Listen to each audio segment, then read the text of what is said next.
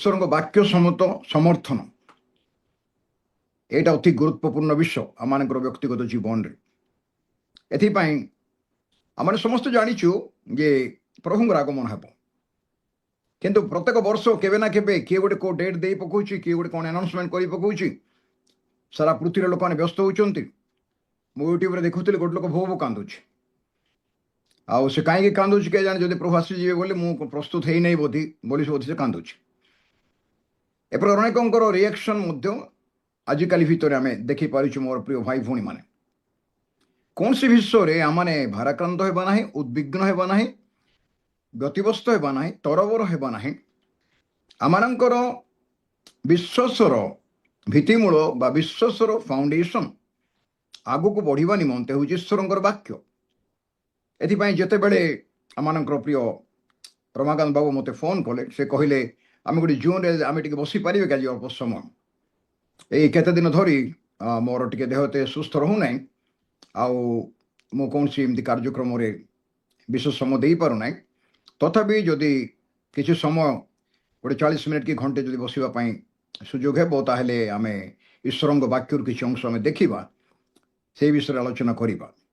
ପ୍ରାକୃତିକ ବିପର୍ଯ୍ୟୟ, ସୂର୍ଯ୍ୟ, ଚନ୍ଦ୍ର, ଗ୍ରହ, ତାରା, ନକ୍ଷତ୍ର, ସୌରଜଗତ, ଗାଲାକ୍ସି, କସ୍ମସରେ ଲକ୍ଷଣ ସବୁ ଦେଖା, ଏଗୁଡ଼ା ଆମେ ସେ ପ୍ରାୟ ଜାଣିଛୁ। ଆମେ ମାଆକୁ ପ୍ରଭୁ ଶ୍ରୀଖ୍ରୀଷ୍ଟଙ୍କର ଆଗମନ ସମ୍ବନ୍ଧୀୟ ଯେଉଁ ତାଙ୍କର ଚେତନା ଆଉ ତାଙ୍କର ପ୍ରେରଣା ଏବଂ ତାଙ୍କର ଏକ୍ସପ୍ଲେନେସନ୍ ଆମେ ସମସ୍ତେ ପଢ଼ିଛୁ, ଏବଂ ପ୍ରକାଶିତ ବାକ୍ୟ କୁହନ୍ତୁ, ଦାନିଏଲ ବିବରଣୀରେ କୁହନ୍ତୁ, ତାହା ମଧ୍ୟ ଆମେ ଅଳ୍ପ ବହୁତ ଜାଣିଛୁ, ଶୁଣିଛୁ, ଆଉ ଚେଷ୍ଟା କରିଛୁ ଅଧିକ କିଛି ବୁଝିବା ପାଇଁ। ଆଉ ତା ସଙ୍ଗେ ସଙ୍ଗେ ଅନ୍ଧକାର ଶକ୍ତି କହିବାର ବୋଧେ ମୁଁ ଏଇଟା ପ୍ରୟୋଜନ ନାହିଁ, କାହିଁକି ଅନ୍ଧକାର ଶକ୍ତି ବର୍ତ୍ତମାନ ପୃଥିବୀରେ ଆଉ ସବୁ ଜାଗାରେ, ଏପରିକି ଲୋକାଲ ଆପଣମାନେ ଯେଉଁଠି ରହୁଛନ୍ତି, ମୁଁ ଯେଉଁଠି ରହୁଛି, ସେଇ ପରିବେଶ ଭିତରେ ଏବଂ ସାରା ପୃଥିବୀରେ ବିଭିନ୍ନ ଅଞ୍ଚଳ ମାନଙ୍କରେ ଅନ୍ଧକାର ଶକ୍ତି ଯେଉଁ କାର୍ଯ୍ୟ କରୁଛି, ତା ଆମେ ସମସ୍ତେ ପ୍ରାୟ ଦେଖୁଛୁ। ଏବଂ ଯେଉଁ ସବୁ ରୋଗ ଆମମାନେ ଦେଖିନଥିଲୁ, ଆମମାନଙ୍କ ସମୟରେ ଆମେ କରୋନା ମଧ୍ୟ ଦେଖିଲୁ, କୋଭିଡ ଦେଖିଛୁ, ଅନେକ ଏଫେକ୍ଟ ହେଇଛୁ। ଆମ ଅଞ୍ଚଳରେ ମଧ୍ୟ ଭୟାନକ ବିଷୟ ମୁଁ ଦେଖିଛି ମୋ ବ୍ୟକ୍ତି ଜୀବନରେ। ଆଉ ସେ ସମୟରେ ପ୍ରଭୁ ମୋତେ ପ୍ରକୃତ ରକ୍ଷା କଲେ, ମୋତେ ସୁସ୍ଥ ସବଳ ଶରୀର ରଖିଲେ, ଆଉ ତା ଭିତରେ ଗୁଡ଼େ ଜୁମ୍ ମିଟିଂ ମଧ୍ୟ କରିବା ପାଇଁ ମୋତେ ପ୍ରଭୁ ସୁଯୋଗ ଦେଇଥିଲେ। ଏଥିପାଇଁ ମୁଁ ପ୍ରଭୁ ଧନ୍ୟବାଦ କରୁଛି।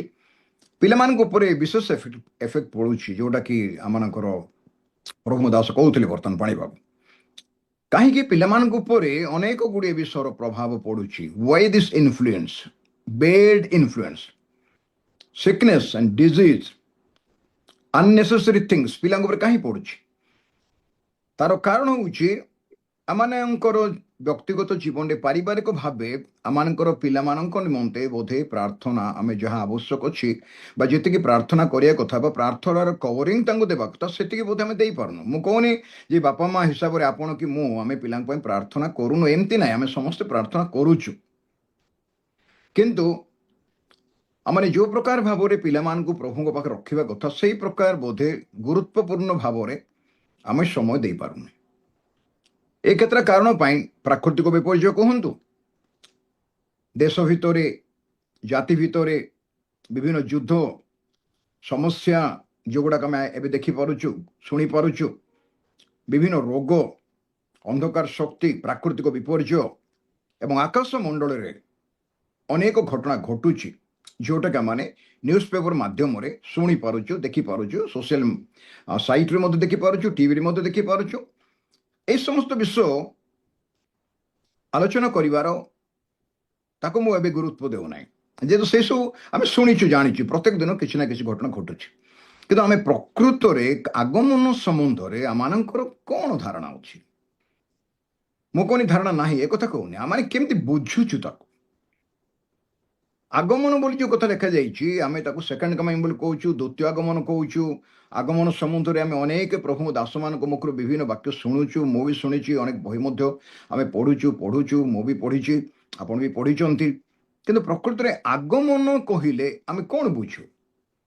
ଯଦି ଆଗମନକୁ ଆମେ ଠିକ୍ରେ ବୁଝିବା, ତାହେଲେ ରେପଚରକୁ ମଧ୍ୟ ବୁଝିପାରିବା। ରେପଚର ଶବ୍ଦ ତ ବାଇବେଲରେ ନାହିଁ, ଊର୍ଦ୍ଧ୍ୱଗମନ, ଲୋକମାନେ ଶୂନ୍ୟମଣ୍ଡଳରେ ମେଘମାଳକୁ ନୀତ ହେବେ, ପ୍ରଭୁ ଯୀଶୁଙ୍କୁ ଭେଟିବେ, ଏଇଟା ହେଉଛି ସିମ୍ପଲ ଟ୍ରୁଥ୍। ପ୍ରଥମ କରନ୍ତି 15 ପର୍ବ ଅନୁଯାୟୀ ଏବଂ ପ୍ରଥମ ଥେସଲୋନିକେ 4 ପର୍ବ ଅନୁଯାୟୀ ଆମେ ସମସ୍ତେ ଶୂନ୍ୟ ମଣ୍ଡଳକୁ ନୀତ ହେବା ଆଉ ଯୀଶୁଙ୍କୁ ଭେଟିବା ସେଇ ଜାଗାରେ। ସେ ପ୍ରଧାନ ଦୂତଙ୍କ ସ୍ୱର ଈଶ୍ୱରଙ୍କ ତୁଇ ବାଦ୍ୟ ସହିତ ଆଗମନ କରିବେ ବୋଲି ଆମେ ସମସ୍ତେ ଜାଣିଛୁ, ପଢିଛୁ। ଆମମାନଙ୍କ ମଣ୍ଡଳୀ ମାନଙ୍କରେ, ସଭା ସମିତି ମାନଙ୍କରେ ଅନେକ ପ୍ରଭୁଙ୍କ ଦାସ ମାନେ এই ବିଷୟରେ ଆଲୋଚନା କରନ୍ତି, ବାକ୍ୟ ପ୍ରଚାର ଚାଲିଛି। ଏଇଟା କିଛି ନୂଆ ବିଷୟ ନୁହେଁ। 2000 ବର୍ଷ ମଣ୍ଡଳୀ ଏ ବିଷୟରେ ଜାଣିଛି। ମୁଁ ବି ମୋର କ୍ଷୁଦ୍ର ଜୀବନରେ କ୍ଷୁଦ୍ର ସେବା କାର୍ଯ୍ୟରେ ଦୀର୍ଘ ବର୍ଷ ହେଲା ତା ଉପରେ ଅନୁଧ୍ୟାନ କରୁଛି, ପାରିବା ପର୍ଯ୍ୟନ୍ତ ବୁଝିବା ପାଇଁ ଚେଷ୍ଟା କରୁଛି। ଏବଂ କୋଉଠି ସୁଯୋଗ ପ୍ରଭୁ ଟିକେ ଦେଲେ କହିବା ପାଇଁ, ତାହେଲେ ମୋତେ ଯାହା ବି ପ୍ରଭୁ ମୋତେ ଟିକେ ଦେଇଛନ୍ତି ସେଇ ବିଷୟ ମଧ୍ୟ ଲୋକଙ୍କୁ ସେୟାର କରିବା ପାଇଁ ଚେଷ୍ଟା କରୁଛି। 100% ଯେ ଏ ବିଷୟ ମୁଁ ବୁଝେଇ ପାରିବି ବା ଅନ୍ୟ କିଏ ବୁଝେଇ ପାରିବେ ସେମିତି ତ ବିଷୟ ନୁହେଁ। କିନ୍ତୁ ଆମେ ସଂକ୍ଷେପରେ ହେଉ କିଛି ନା କିଛି ବିଷୟ ଈଶ୍ୱରଙ୍କ ବାକ୍ୟରୁ ବୁଝିପାରୁଛୁ। ଏଥିପାଇଁ ଆଜି ବର୍ତ୍ତମାନ ଘଡ଼ିରେ 7:45 ହେଇଛି। ଆଉ 7:45 ହେଲେ ମୁଁ ଆମମାନଙ୍କର ପ୍ରିୟ ହୋଷ୍ଟ ଯେଉଁମାନେ ଅଛନ୍ତି ସେମାନଙ୍କୁ ରିକ୍ୱେଷ୍ଟ କରୁଛି, ମୁଁ ଗୋଟେ ଘଣ୍ଟା ପର୍ଯ୍ୟନ୍ତ ଯାଇପାରିବି କି? 8:45 ଯାଏ। ଠିକ ଅଛି। ହଁ, ଟିକେ ବାପା ଡିଷ୍ଟର୍ବ କରୁଛି। ଆଚ୍ଛା, ପ୍ରଥମେ ହଉଛି ଏଇ ଯୋଉ ଆମେ ପଏଣ୍ଟ କୁ ମୁଁ ଦେଖିଛି ଦର୍ଶନ ମାଧ୍ୟମରେ, ହଁ ପଏଣ୍ଟ ବିଷୟ ଗୋଟେ ଗୋଟେ ମିନିଟ ଖାଲି, ହଁ ତାପରେ ଆମେ ଡାଇରେକ୍ଟ ବାକ୍ୟକୁ ପଳେଇବା। ହଁ ଠିକ ପ୍ରଥମେ ଅଛି। ଯୋଉ ଅନ୍ଧକାର ବିଷୟକୁ ଦେଖେଇଲେ, ହଁ ଏଇ ଅନ୍ଧକାର ବିଷୟ କଣ ଆଜି ଆଉ ଏ ଯୋଉ ଆଜି ଘଟିଲା କି ଆପଣ ଏମିତି କଣ ବିଷୟ ଜାଣିଲେ କି ପୃଥିବୀରେ ଏ ଯୋଉ ମାନେ ଜେରୁସାଲମରେ ବଜେଇଲା ପରେ 21 ତାରିଖ ପରେ ଏମିତି କଣ କିଛି ହେଲା କି? ନା, ଏ ବିଷୟ ପାଖକୁ ମୁଁ ଆସୁଛି ବର୍ତ୍ତମାନ। ହଁ, ଏ ବିଷୟ ପାଖ ଆସୁଛି। ଜିହୁଦୀ ମାନଙ୍କର ଫିଷ୍ଟ ଅଫ୍ ଟ୍ରମ୍ପେଟ, ଯେଉଁ ଜିହୁଦୀ ଲୋକମାନଙ୍କର ବା ଇସ୍ରାଏଲ ଜାତିକୁ ଯେଉଁ ପ୍ରଭୁ ପୁରାତନ ନିୟମରେ ବ୍ୟବସ୍ଥାରେ 7ଟା ପର୍ବ କଥା କହିଥିଲେ, ତା ଭିତରେ ତୁରୀ ଶବ୍ଦର ପର୍ବ ମଧ୍ୟ ଗୋଟିଏ ଗୁରୁତ୍ୱପୂର୍ଣ୍ଣ।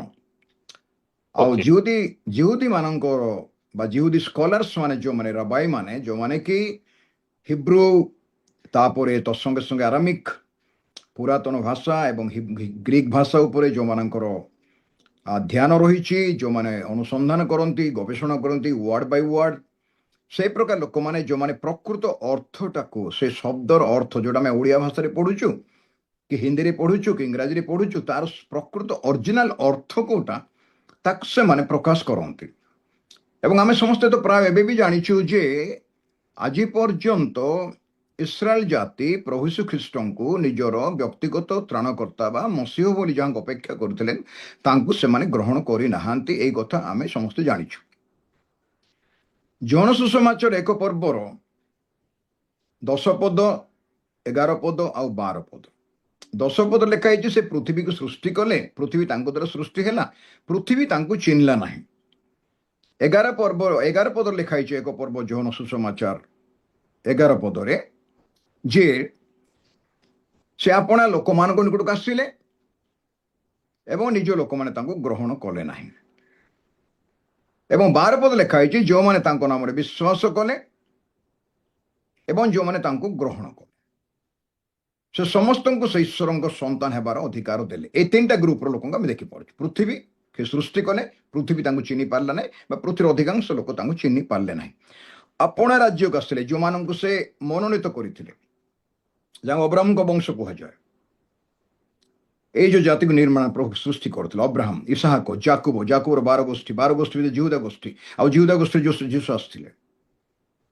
ସେମାନେ ମଧ୍ୟ ପ୍ରଭୁ ଯୀଶୁ ଖ୍ରୀଷ୍ଟଙ୍କୁ ଆଶ୍ଚର୍ଯ୍ୟକର୍ମ ଆଖିରେ ଦେଖିଲେ, ତାଙ୍କର ବାକ୍ୟ ଶିକ୍ଷା ଶୁଣିଲେ। ପର ମୁହୂର୍ତ୍ତରେ ଅନେକ ଲୋକ ତାଙ୍କ ବିଷୟରେ ସାକ୍ଷ୍ୟ ମଧ୍ୟ ଦେଲେ, କିନ୍ତୁ ପର ମୁହୂର୍ତ୍ତରେ ସେମାନେ ହିଁ ତାଙ୍କୁ କ୍ରୁଶରେ ଟାଙ୍ଗିଲେ। ଆଉ ଆଜି ପର୍ଯ୍ୟନ୍ତ ପ୍ରାୟ 2000 ବର୍ଷ ଉପରେ ହେବ ଇସ୍ରାଏଲ ଜାତି ବେଥଲିହେମରେ ଜନ୍ମିତ କୁମାରୀ କନ୍ୟାଙ୍କ ଗର୍ଭଜାତ ପ୍ରଭୁ ଯୀଶୁ ଖ୍ରୀଷ୍ଟ ନାଜରିତରେ ପାଳିତ ତାଙ୍କୁ ମସିହ ବୋଲିକି ସେମାନେ ଆଜି ପର୍ଯ୍ୟନ୍ତ ଗ୍ରହଣ କରିନାହାନ୍ତି। ବହୁତ କମ୍, 1 ପଏଣ୍ଟ ବି ନାହାନ୍ତି ଜିହୁଦୀ ଲୋକମାନେ ଯେଉଁମାନେ ପ୍ରଭୁଙ୍କୁ ଗ୍ରହଣ କରନ୍ତି। ମୋର ବି ଅନେକ ଜିହୁଦୀ ଫ୍ରେଣ୍ଡସ୍ ମାନେ ଅଛନ୍ତି, ଆଉ ସେମାନଙ୍କ ଦ୍ୱାରା କଥାବାର୍ତ୍ତା ମୁଁ କରୁଛି। ତାଙ୍କର ସେନାଗୋଗ ମାନଙ୍କୁ ମଧ୍ୟ ମୁଁ ଯାଇଛି ପ୍ରଭୁଙ୍କ ଅନୁଗ୍ରହରେ। ଆଉ ସେଇଠି ଯେଉଁମାନେ ଯୀଶୁଙ୍କୁ ବିଶ୍ୱାସ କରନ୍ତି, ସେମାନଙ୍କର ଉପାସନା ପଦ୍ଧତି ଏଗୁଡ଼ା ସବୁ ଅଲଗା ଅଲଗା। ଆଉ ଯେଉଁମାନେ ଗ୍ରହଣ କରନ୍ତି ନାହିଁ, ବିଶ୍ୱାସ କରନ୍ତି ନାହିଁ, ସେମାନଙ୍କର ବିଶ୍ୱାସ ମତାମତ ଅଲଗା। ଛାଡ଼ନ୍ତୁ, ସେ ବିଷୟ ଆମର ଏବେ ଆଲୋଚନା କରିବାର ବିଷୟ ନାହିଁ। ହେଲେ ଆମେ ଦେଖିବାକୁ ପାରୁଛୁ ଯେ ଜିହୁଦୀ ଲୋକମାନେ ଏବ୍ରି ଭାଷାରୁ বা କିଛି ବାଇବେଲ ଆରାମିକ ମଧ୍ୟ ଲେଖାଯାଇଥିଲା, ତାପରେ ନୂତନ ନିୟମକୁ ଗ୍ରୀକ ଭାଷା ଲେଖାଯାଇଛି, ଆମେ ସମସ୍ତେ ପ୍ରାୟ ଜାଣିଛୁ। ସେଇଗୁଡ଼ାକ ସେମାନେ ଯେଉଁ ପ୍ରକାର ଭାବରେ ତାର ଅର୍ଥ ବାହାର କରନ୍ତି, ତା ଅରିଜିନାଲ ମିନିଂଟାକୁ ବାହାର କରନ୍ତି, ସେଇଟା ଆପଣଙ୍କ ପକ୍ଷରେ ମୋ ପକ୍ଷରେ ଟିକେ ସମ୍ଭବ ନାହିଁ। କାହିଁକି? ଆମେ ସେଇ ଭାଷା ପ୍ରତି ଆମମାନଙ୍କର ଏତେ ଜ୍ଞାନ ନାହିଁ, ମୋର ଜ୍ଞାନ ନାହିଁ। ଇଂରାଜୀ ଛଡ଼ା ବା ଅନ୍ୟ ଭାଷା କିଛି ଭାଷା ଛଡ଼ା ବିଶେଷ କରି ଅରିଜିନାଲ ଭାଷା ସହିତ ମୋର ଏତେ ଜ୍ଞାନ ନାହିଁ, ଯଦି ବା ମୁଁ ସେ ବାଇବେଲ ସବୁ ରଖିଛି। ସେଥିପାଇଁ ପରିଶ୍ରମ କରିବାକୁ ପଡ଼ିବ, ଶିଖିବାକୁ ପଡ଼ିବ, କାହାର ନା କାହାର ସାହାଯ୍ୟ ଲୋଡ଼ିବାକୁ ପଡ଼ିବ। ହେଲେ ଏଥିପାଇଁ ଏଇ ବର୍ଷ ତାଙ୍କର ଯେଉଁ ପଡ଼ିଲା 2025 ମସିହା 21, 22, 23 ବା 22, 23, 24, ଆଜି ହେଉଛି 23 ତାରିଖ ଦିନ। ଅନେକ ଲୋକମାନେ ୟୁଟ୍ୟୁବରେ ଛାଡ଼ିଛନ୍ତି, ମୁଁ ତ ମଝିରେ ଦେଖିଲି, ଆଉ ତାପରେ ମୁଁ ଇଣ୍ଟରେଷ୍ଟ ବି ନେଲିନି ତା ଉପରେ, ଯେ 23 ତାରିଖ ଦିନ ରେପଚର ହେବ, ଆଗମନ ହେବ, ପ୍ରଭୁ ଆଗମନ କରିବେ, ମଣ୍ଡଳୀ ଉଠିଯିବ ବୋଲିକି ଅନେକ ଲେଖିଛନ୍ତି। ତା ଉପରେ ଆହୁରି ମଧ୍ୟ ଅନେକ ପ୍ରଭୁଙ୍କ ଦାସମାନେ ଆଲୋଚନା ସମାଲୋଚନା କରିଛନ୍ତି, ପ୍ରମାଣ କରିବା ପାଇଁ ଚେଷ୍ଟା କରିଛନ୍ତି, ଅନେକ ତାକୁ ତାର ଭୁଲ ତ୍ରୁଟି ମଧ୍ୟ ଦେଖେଇଛନ୍ତି। ଏଇଟା ହେବା ନିହାତି ଆବଶ୍ୟକ ଅଛି। କାହିଁକି ବୋଲେ ଲୋକମାନେ କନଫ୍ୟୁଜରେ ପଡ଼ିଛନ୍ତି, ଲୋକମାନେ ଦ୍ୱନ୍ଦ୍ୱରେ ପଡ଼ିଯାଇଛନ୍ତି, ପଡ଼ିଯାଉଛନ୍ତି। ସରଳ ଲୋକ, ସରଳ ବିଶ୍ୱାସୀ ମାନେ ଯେଉଁମାନେ ଏତେ ଈଶ୍ୱରଙ୍କ ବାକ୍ୟ ଭିତରେ ଗଭୀର ଭିତରେ ପ୍ରବେଶ କରିପାରୁନାହାନ୍ତି, ସେମାନଙ୍କ ପାଇଁ ଏକ ଦ୍ୱନ୍ଦ୍ୱର ସମୟ ହେଇଯାଉଛି। ଏଇଟା କନଫ୍ୟୁଜ, ଡିସଆପଏଣ୍ଟମେଣ୍ଟ, ଆପସେଟ୍ ହେଇଯାଉଛନ୍ତି ଲୋକ। ମୁଁ 15 ଦିନ ହେଲାଣି, 15-20 ଦିନ ହେଲା এই ଖବର ପାଇଛି ଏବଂ ପଢ଼ୁଛି, ଦେଖୁଛି ସାଇଟ୍ରେ ଏବଂ ନ୍ୟୁଜ୍ରେ ମଧ୍ୟ, ଜିହୁଦୀ ରାବାଇମାନଙ୍କର ମଧ୍ୟ ଶୁଣୁଛି। କିନ୍ତୁ ମୁଁ ତାକୁ ଏତେ ଗୁରୁତ୍ୱ ଦେଲି ନାହିଁ ବା ଦେଇନାହିଁ। ମଧ୍ୟ କାହିଁକି ଦେଇନାହିଁ? ମୁଁ ସ୍ପଷ୍ଟ ବିଶ୍ୱାସ କରେ ପ୍ରଭୁ ଯୀଶୁ ଖ୍ରୀଷ୍ଟ ଯେଉଁ କଥା କହିଥିଲେ ମାର୍କ 13 ପର୍ବରେ ଏବଂ ମାଥ୍ୟୁ 24 ପର୍ବରେ, ତାର ଗୁଡ଼ାଏ ପ୍ରମାଣ ଅଛି। ତାଙ୍କ ସେଇ ଦିନ କି ଦଣ୍ଡ କେହି ଜାଣନ୍ତି ନାହିଁ। ଭେରି ସିମ୍ପଲ, ତାକୁ କ୍ରିଟିକାଲ କରିବାର ଆବଶ୍ୟକ ନାହିଁ। ଯଦି ବାଇବେଲକୁ ଆମେ ବିଶ୍ୱାସ କରୁ ଈଶ୍ୱରଙ୍କ ବାକ୍ୟ ବୋଲି, ତାହେଲେ ସେଇ ବାକ୍ୟ ଦିନ ଦଣ୍ଡ କେହି ଜାଣନ୍ତି ନାହିଁ। ଦୂତମାନେ ସୁଦ୍ଧା ଜାଣନ୍ତି ନାହିଁ, ଏପରିକି ପୁତ୍ର ମଧ୍ୟ ଜାଣନ୍ତି ନାହିଁ ବୋଲି ଯୀଶୁ ସ୍ୱୟଂ ନିଜେ କହିଲେ। ସେ ତାଙ୍କର ଆଗମନ ହେବ, ତୁରୀବାଦ୍ୟର ଆଗମନ ହେବ ମେଘମାଳାରେ ଶୂନ୍ୟମଣ୍ଡଳକୁ, ଏବଂ ଜିତ ପର୍ବତରେ ତାଙ୍କର ଦ୍ୱିତୀୟ ଆଗମନ ହେବ। ଏଇଟା ସେ ନିଜେ ଜାଣିଛନ୍ତି, ସେ ଆସିବେ। ତଥାପି ମଧ୍ୟ ସେ କହିଲେ ଯେ ପୁତ୍ର ମଧ୍ୟ ଜାଣନ୍ତି ନାହିଁ। କ'ଣ ପ୍ରକୃତରେ ପୁତ୍ର ଜାଣିନାହାନ୍ତି? ପୁତ୍ର ନିଶ୍ଚୟ ଜାଣିଛନ୍ତି, କିନ୍ତୁ ପୁତ୍ର ଜାଣିନାହାନ୍ତି କାହିଁକି? ତାର କାରଣ ହେଉଛି ସେ ରକ୍ତ ମାଂସଧାରୀ ମନୁଷ୍ୟକୁ ଜନ୍ମ ହୋଇଥିବା ଯୋଗୁଁ ସେ ନିଜକୁ ରେଷ୍ଟ୍ରିକ୍ଟେଡ୍ କରିଦେଲେ ମନୁଷ୍ୟ ହିସାବରେ ନ ଜାଣିବା ପାଇଁ। ଈଶ୍ୱରଙ୍କର ପୁତ୍ର ହିସାବରେ ତ ସେ ନିଶ୍ଚୟ ଜାଣି, ସେ ତ ଅନାଦି ଅନନ୍ତ ବ୍ୟକ୍ତିତ୍ୱ ନା, ସେ ତ ଅନାଦି ଅନନ୍ତ ବ୍ୟକ୍ତିତ୍ୱ, ସେ ତ ସର୍ବଜ୍ଞତା, ସର୍ବଅନ୍ତର୍ଯ୍ୟାମୀ, ପରକାଳ ଆଉ ଇହକାଳ ସବୁ ବିଷୟ ସେ ଜାଣନ୍ତି।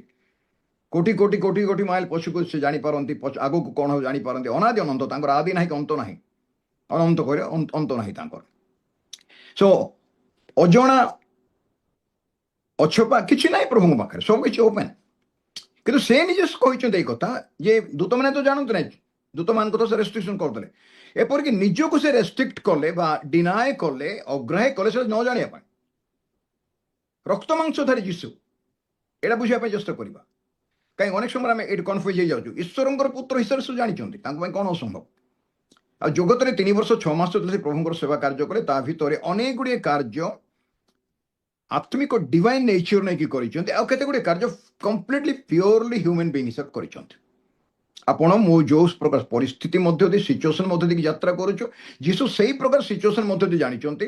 ତାଙ୍କୁ ଭୋକ ଲାଗୁଥିଲା, ତାଙ୍କୁ ରିଆକ୍ସନ ହେଉଥିଲା, ସେ ପ୍ରତିକ୍ରିୟା ସୃଷ୍ଟି ହେଉଥିଲା, ତାଙ୍କୁ ଭୋକ ହେଉଥିଲା, ତାଙ୍କୁ ନିଦ ହେଉଥିଲା, ସେ ହାଲିଆ ହେଇଯାଉଥିଲେ, ସେ ବିରକ୍ତି ବି ହେଉଥିଲେ, ଆଉ ଭୁଲ ତ୍ରୁଟି ଦେଖିଲେ ତାଙ୍କୁ ଭିତରେ ପବିତ୍ର କ୍ରୋଧ ଆସୁଥିଲା, ରାତିରେ କ୍ଳାନ୍ତ ହେଉଥିଲେ, ଶୋଇବା ପାଇଁ ଜାଗା ନଥିଲେ, ପର୍ବତରେ ଶୋଉଥିଲେ, ପ୍ରାର୍ଥନା କରୁଥିଲେ, ଯେଉଁଟା ଆଜ ଏ ହ୍ୟୁମାନ୍ ବିଙ୍ଗ ଆପଣ ଆମକୁ କରୁଛୁ। ଆମର ଡେ ଟୁ ଡେ ଲାଇଫରେ ଯେଉଁ ଫିଲିଂ ଭିତରେ, ଅନୁଭୂତି ଭିତରେ ଆମେ ଯାଉଛୁ, ମୋର ପ୍ରିୟ ଭାଇ ଭଉଣୀମାନେ, ପ୍ରଭୁ ଦାସମାନେ ଯେଉଁମାନେ ଅଛନ୍ତି, ସେଇ ଅନୁଭୂତି ଭିତରେ ପ୍ରଭୁ ମଧ୍ୟ ରକ୍ତମାଂସଧାରୀ ହିସାବରେ ଯାଇଥିଲେ। ସେ ଯେତେବେଳେ କୃଷରେ କହୁଛନ୍ତି ହେ ମୋର ଈଶ୍ୱର ମୋତେ ପାଇଁ କାହିଁ ପରିତ୍ୟାଗ କର, ଗୋଟେ ପ୍ରଶ୍ନ ପଚାରୁଛନ୍ତି। ସବୁ ପ୍ରଶ୍ନର ଉତ୍ତର ତ ତାଙ୍କ ପାଖରେ ଅଛି। ସେ କାହିଁ ପ୍ରଶ୍ନ ପଚାରୁଛନ୍ତି ଈଶ୍ୱରଙ୍କୁ ଯେ ମୋତେ କାହିଁ ପରିତ୍ୟାଗ କଲ କୃଷ ଉପରେ? ସେ ରକ୍ତମାଂସଧାରୀ ମନୁଷ୍ୟ ହିସାବରେ ପ୍ରଶ୍ନ କରେ। କାହିଁକି ବୁଝିପାରିଲେ ନାହିଁ ମୁଁ କେମିତି ବିଚ୍ଛିନ୍ନ ହେଇଗଲି ପ୍ରଭୁଙ୍କ ଠାରୁ, ମୋତେ କାହିଁ ସେ ପରିତ୍ୟାଗ କଲେ? ଦ୍ୟାଟ୍ ଇଜ୍ ଅ ମିଷ୍ଟ୍ରି। ଈଶ୍ୱରଙ୍କ ପୁତ୍ର ତ ଜାଣିପାରିବେ ନା, ଜଗତର ପାପ ପାଇଁ ଆସୁଥିଲେ ବଳିଦାନ କରିବା ପାଇଁ କାଲଭାରୀ କ୍ରୁଶରେ, ଆଉ ସେ କୁମାରୀ କନ୍ୟାଙ୍କ ଗର୍ଭ ଦେଇ ଜଗତରେ ଜନ୍ମ ହେଲେ ଏବଂ ତାଙ୍କୁ ଜଗତରେ 33 ବର୍ଷ 3 ବର୍ଷ 6 ମାସ ପ୍ରଭୁଙ୍କର ସେବା କାର୍ଯ୍ୟ କରିବେ ଏବଂ ମିନିଷ୍ଟ୍ରି କରିବେ, ଶିଷ୍ୟ ଗ୍ରହଣ କରିବେ, ମଣ୍ଡଳୀ ସ୍ଥାପନ କରିବେ, ସମସ୍ତ ବିଷୟ ତ ଜାଣିଛନ୍ତି।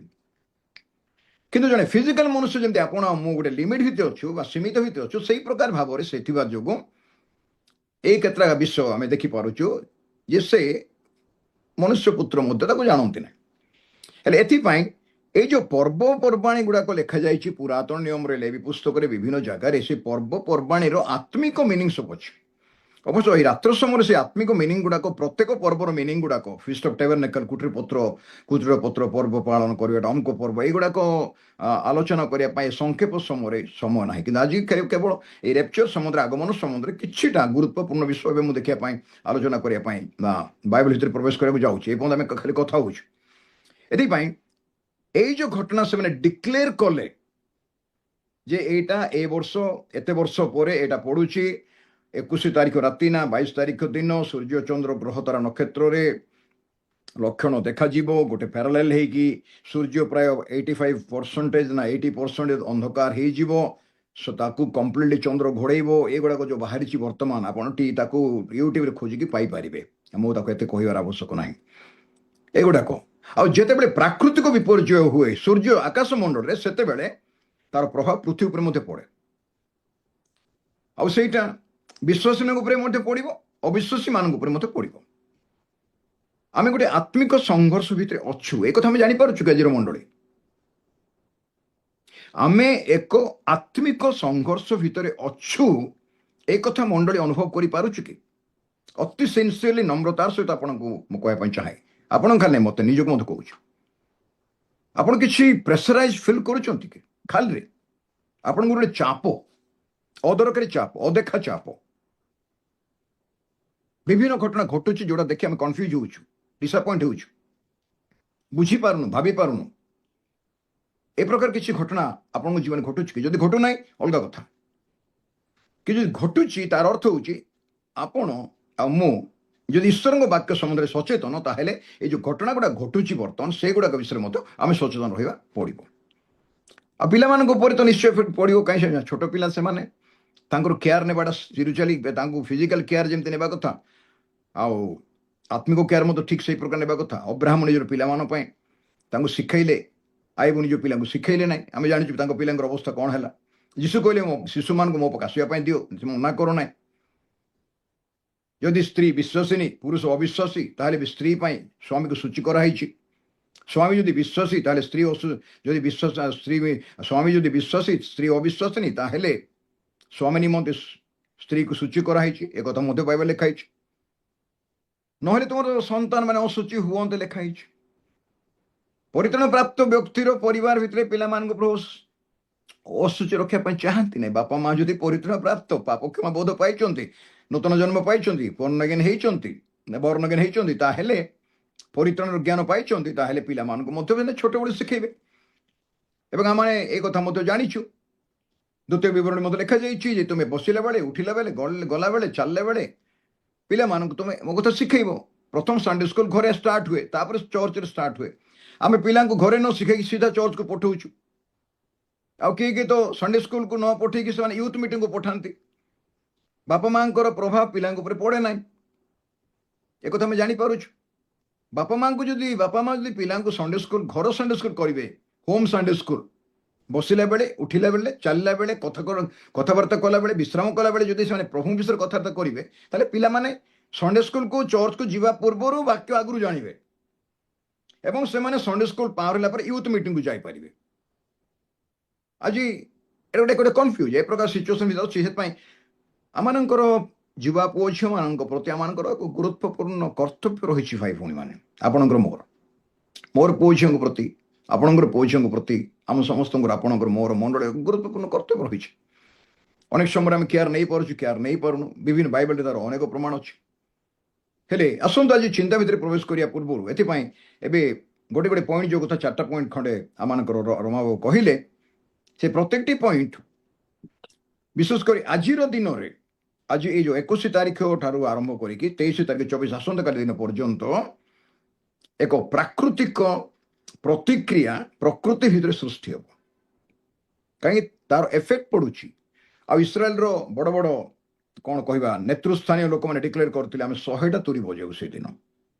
ତୁରୀ ବୋଲେ ପିତ୍ତଳ ତୁରୀ ନାହିଁ କି ଷ୍ଟିଲର କି ସୁନାର ତୁରୀ ନାହିଁ, ଶିଙ୍ଗ ସିଂହରେ ସେମାନେ ତୁରୀ ବଜେଇବେ ଆଉ ତାଙ୍କର ଆଗମନ ନିମନ୍ତେ ସୂଚନା ସେଇଟା ରାଜାଙ୍କର ଆଗମନ ନିମନ୍ତେ ତୁରୀର ସୂଚନା ଆମେ ସମସ୍ତେ ଜାଣିଛୁ ଗଣନା 10 ପର୍ବରେ ତୁରୀ ବଜାଇବେ କାହିଁକି ମଣ୍ଡଳୀ ଏକତ୍ର କରିବା ପାଇଁ ତୁରୀ କାହିଁକି ବଜେଇବେ ପ୍ରଭୁଙ୍କ ସମ୍ମୁଖରେ ଠିଆ ହେବା ପାଇଁ ତୁରୀ ଶବ୍ଦ ହେବାରୁ ଇସ୍ରାଏଲ ଲୋକମାନେ ପାହାଡ଼ ସାମ୍ନାରେ ଠିଆ ହେଇଗଲେ ଯେତେବେଳେ 10 ଆଜ୍ଞା ନେବା ପାଇଁ ପ୍ରଭୁଙ୍କ ଦାସ ମଉସା ଯାଇଛନ୍ତି ପ୍ରଭୁଙ୍କୁ ଭେଟିବା ପାଇଁ ତୁରୀର ଗୁଡ଼ାଏ କାରଣ ଅଛି ତୁରୀ କାହିଁକି ବାଜିବ କେବେ ବାଜିବ କୋଉ ତୁରୀ ବାଜିଲେ କ'ଣ ହେବ ପ୍ରଥମ ତୁରୀ କ'ଣ ଶେଷ ତୁରୀ ଧ୍ୱନି କ'ଣ এই সমস্ত বিষয় গুড়াক রয়েছে ঈশ্বরଙ୍କ বাক্যরে কিন্তু আমি সংক্ষেপরে গোটে 40 মিনিট ঘন্টে ভিতরে আলোচনা করিপারিবা সে বিষয় নুহে কিন্তু আমি নিতান্ত ক্লারিফাই হেବାକୁ পড়িব যে প্রকৃতরে এই ঊর্ধ্বগমন আমি যেটা রেপচর শব্দ ইউজ করছো সমস্তে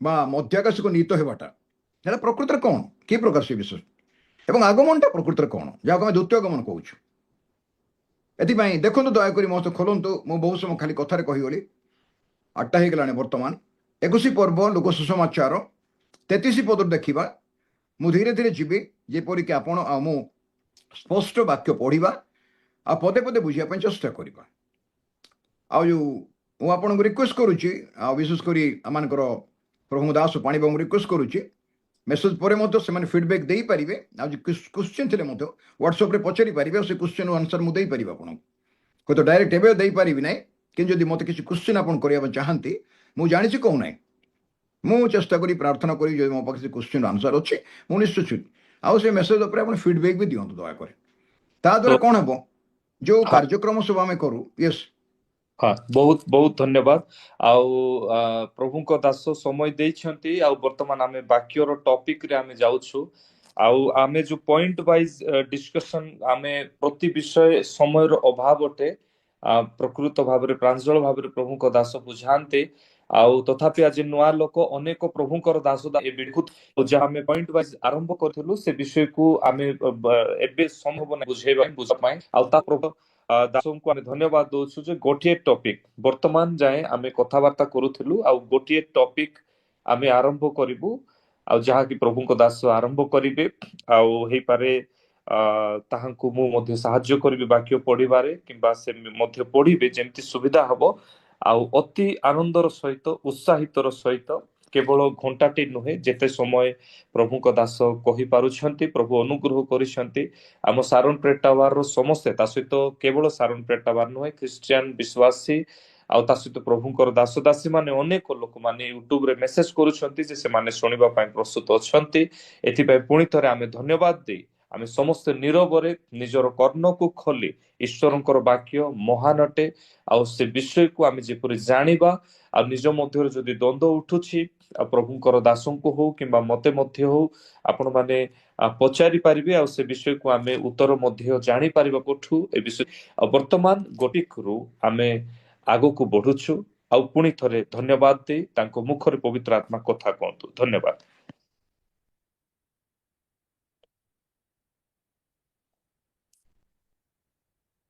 ଦୟାକରି ମ୍ୟୁଟ ହେଇଯାଇଛି ଅନମ୍ୟୁଟ କରିବେ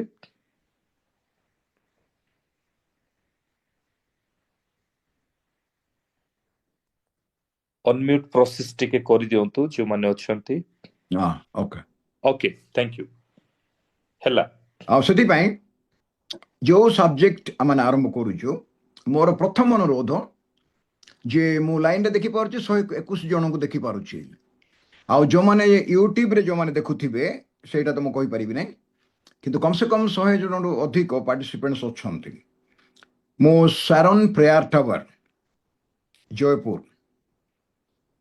এই ପ୍ରେୟାର ଟାୱାରର ପରିଚାଳକ ବା ପ୍ରଭୁଙ୍କ ଦାସଙ୍କୁ ତତ୍ସଙ୍ଗେ ସଙ୍ଗେ ତାଙ୍କ ଟିମ୍କୁ ମୋର ହୃଦୟର ଅଭିନନ୍ଦନ ଜ୍ଞାପନ କରୁଛି ପ୍ରେମ ନମସ୍କାର ମୋତେ ଜଣାଉଛି ପ୍ରେଜ ଦ ଲର୍ଡ କହୁଛି ଆପଣମାନେ ମୋତେ ସୁଯୋଗ ଦେଇଥିବାରୁ ମୁଁ ଧନ୍ୟବାଦ କରୁଛି ଯେ ଏ ବିଷୟ ଆଲୋଚନା କରିବା ପାଇଁ ଏଥିପାଇଁ ଏକ ପ୍ରସ୍ତୁତି ଦରକାର ଯେତେବେଳେ କି ଆଗମନ ସମ୍ବନ୍ଧୀୟ ବିଷୟ ଆମେ ଆଲୋଚନା କରୁ ସେତେବେଳେ ମୋର ଅତି ନମ୍ରତାର ସହିତ ବ୍ୟକ୍ତିଗତ ଅନୁରୋଧ ଆମେ ତରତର ହେବା ନାହିଁ ଯେ ବିଶ୍ୱାସ କରେ ସେ ଚଞ୍ଚଳ ହେବ ନାହିଁ କାହିଁ এই ସବଜେକ୍ଟ ଏତେ ଗଭୀର ତାକୁ ଲାଇନ ଲାଇନ କରି ପଦ ପଦ ଶୁଣିବା ବହୁତ ଜରୁରୀ ଅନେକ ସମୟରେ ଯେତେବେଳେ କି ଏମିତି ବାକ୍ୟ ପ୍ରଚାର ହୁଏ ଯେଉଁମାନେ ସ୍ପଷ୍ଟ ବାଇବଲ ପଢ଼ିପାରନ୍ତି ତାଙ୍କ ଏକା ମୁଁ ସୁଯୋଗ ଦେଇ ପଢ଼ ବୋଲି, ନହେଲେ ମୁଁ ନିଜେ ପଢ଼େ। କାହିଁକି?